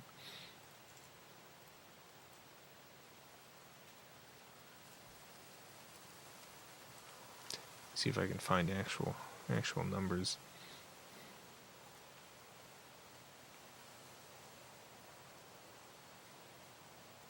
Stats. All time.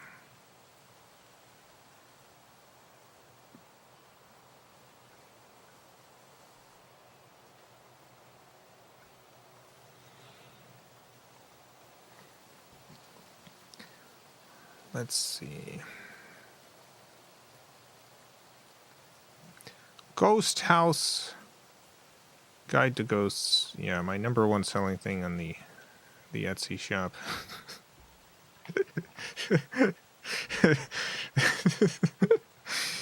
Yeah, by far my number one selling piece of merchandise on the Etsy shop. The Ghost House Guide to Ghosts.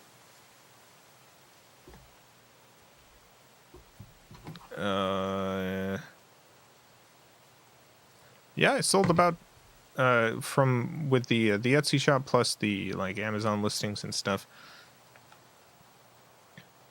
Sold probably like 8,000 copies in that book.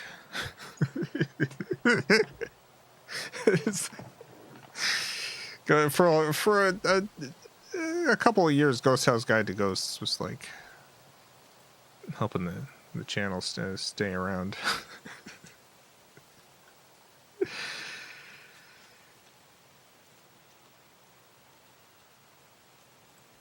Ghost House Guide to Ghosts, big hit.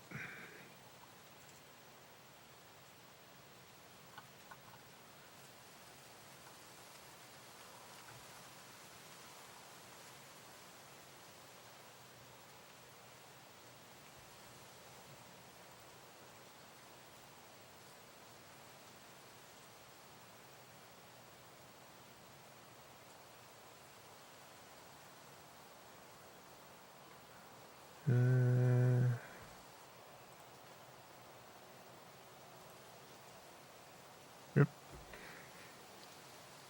Canada post offices open back up tomorrow.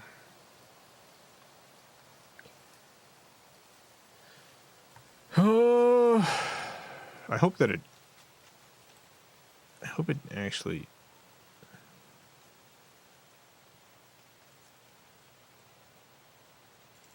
doesn't.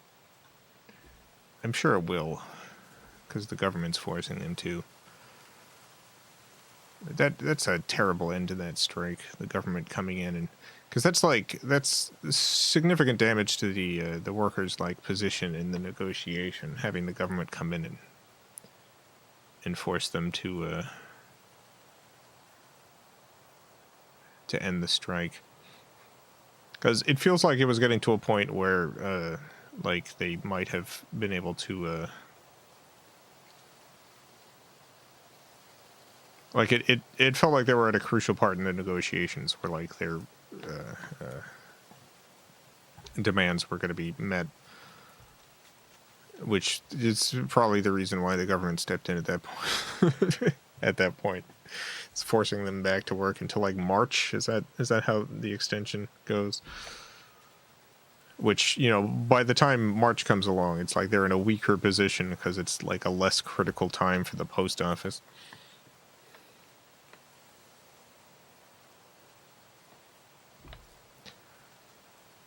I kind of hope that the strike continues even after the government order, but I don't know if that's actually going to happen or not. Like, it would be illegal at that point, but, you know, that's how a lot of labor stuff has been won, specifically through illegal activity. I guess we'll see tomorrow. It's a weird end.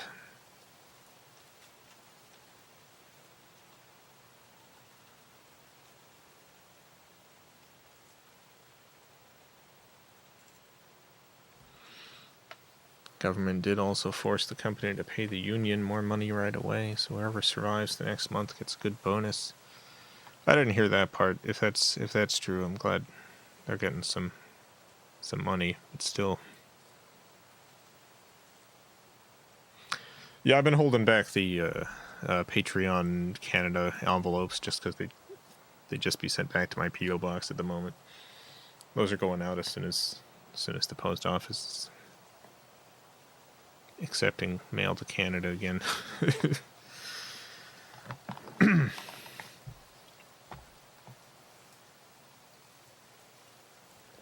Well, we'll see tomorrow.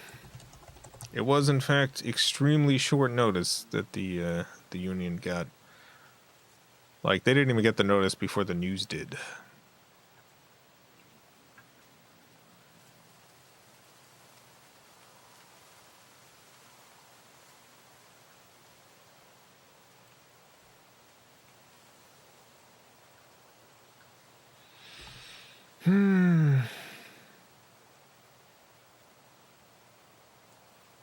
Strikes being handled by companies and governments like this is why I'm considering going into labor relations as a career. Yeah, we definitely... The world needs as much as much support as labor as possible.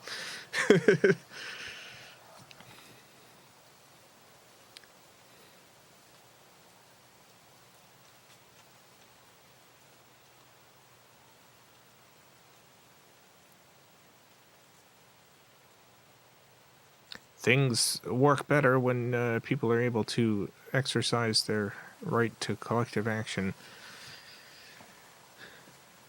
It is less profitable for companies for that to be the case, though, and which is why there's been so much government backsliding of the right to collective action. Like in the United States and in a number of other countries, there's a number of types of strikes that are illegal because of how effective they are. When a strike or some sort of labor action becomes too good at getting fair pay for workers, then the government has to step in. The government's got to stop that.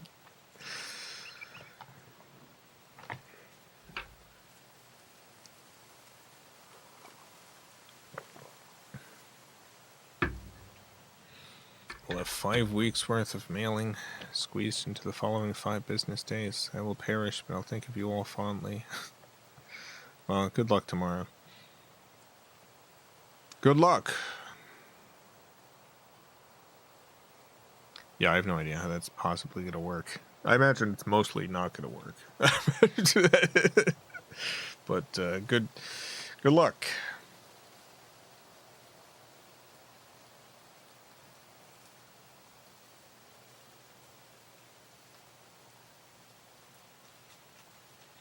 Canada Post's a weird case. It's the Crown Corporation. It's a mandate to provide a service but not make a profit.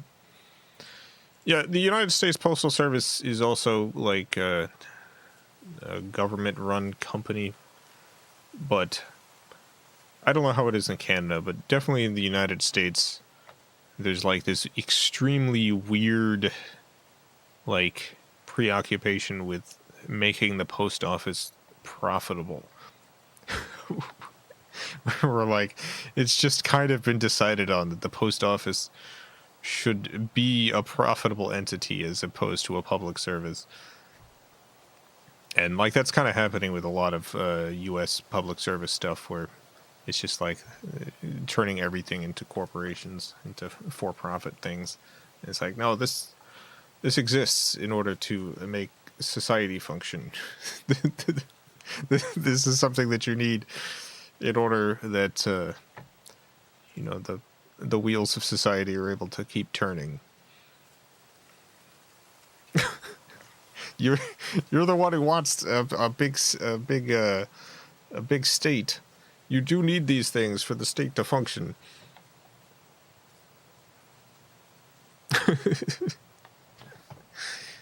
No, it's gotta be a for-profit entity.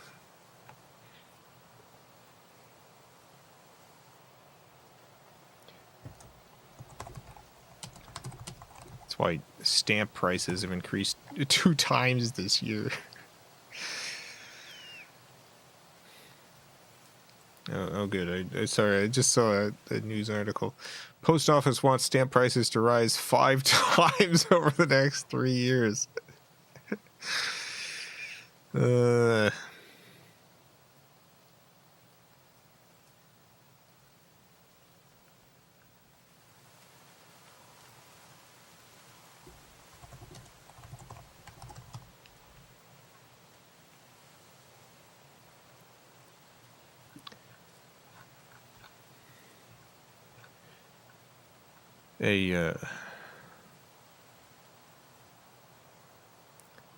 When I released Charlie the Unicorn, the USPS stamp was 37 cents. It is now 73 cents.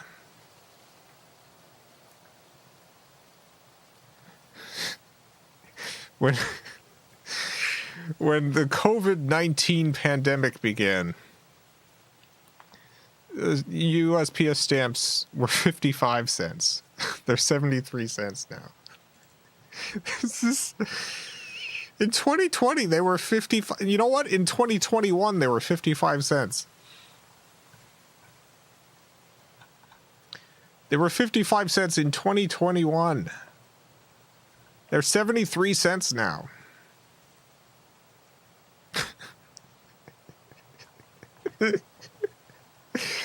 Stamps have increased by ding-dang almost 50% over the last couple of years. It's unbelievable.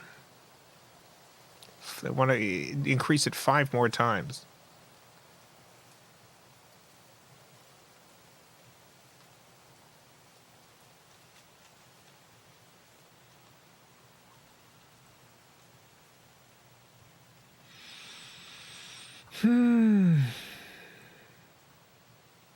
Stamps went from 63 cents to $1.27 from 2014 to 2025. Good God. It's too much.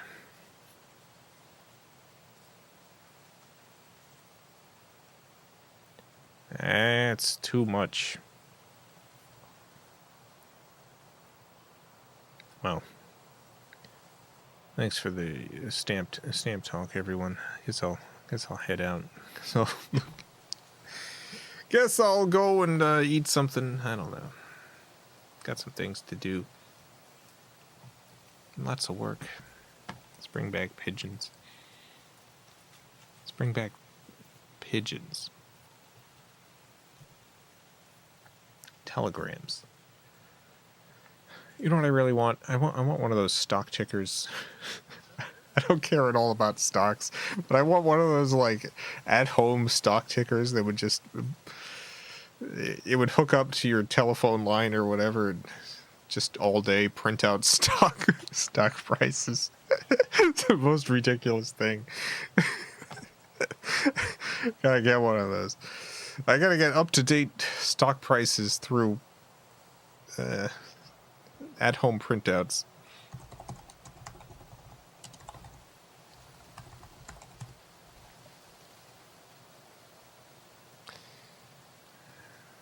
Originally released by the Edison Corporation in 1871.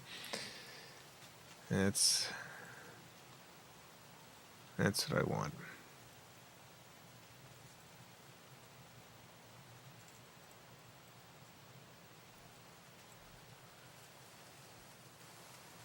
I want one of these. It would just print out the stock prices every day. You just sit there getting stocks printed.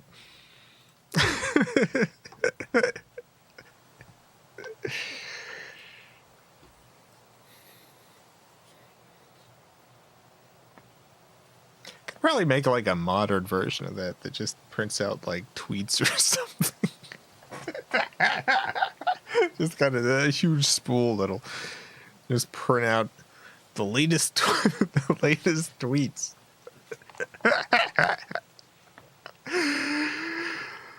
I gotta get on this. This is a great product idea. Blue Sky could do that since it's entirely open. Yeah, it would definitely be Blue Sky. Twitter's gone. Twitter's on its death throes. Blue Sky's doing well though. Blue Sky's doing all right.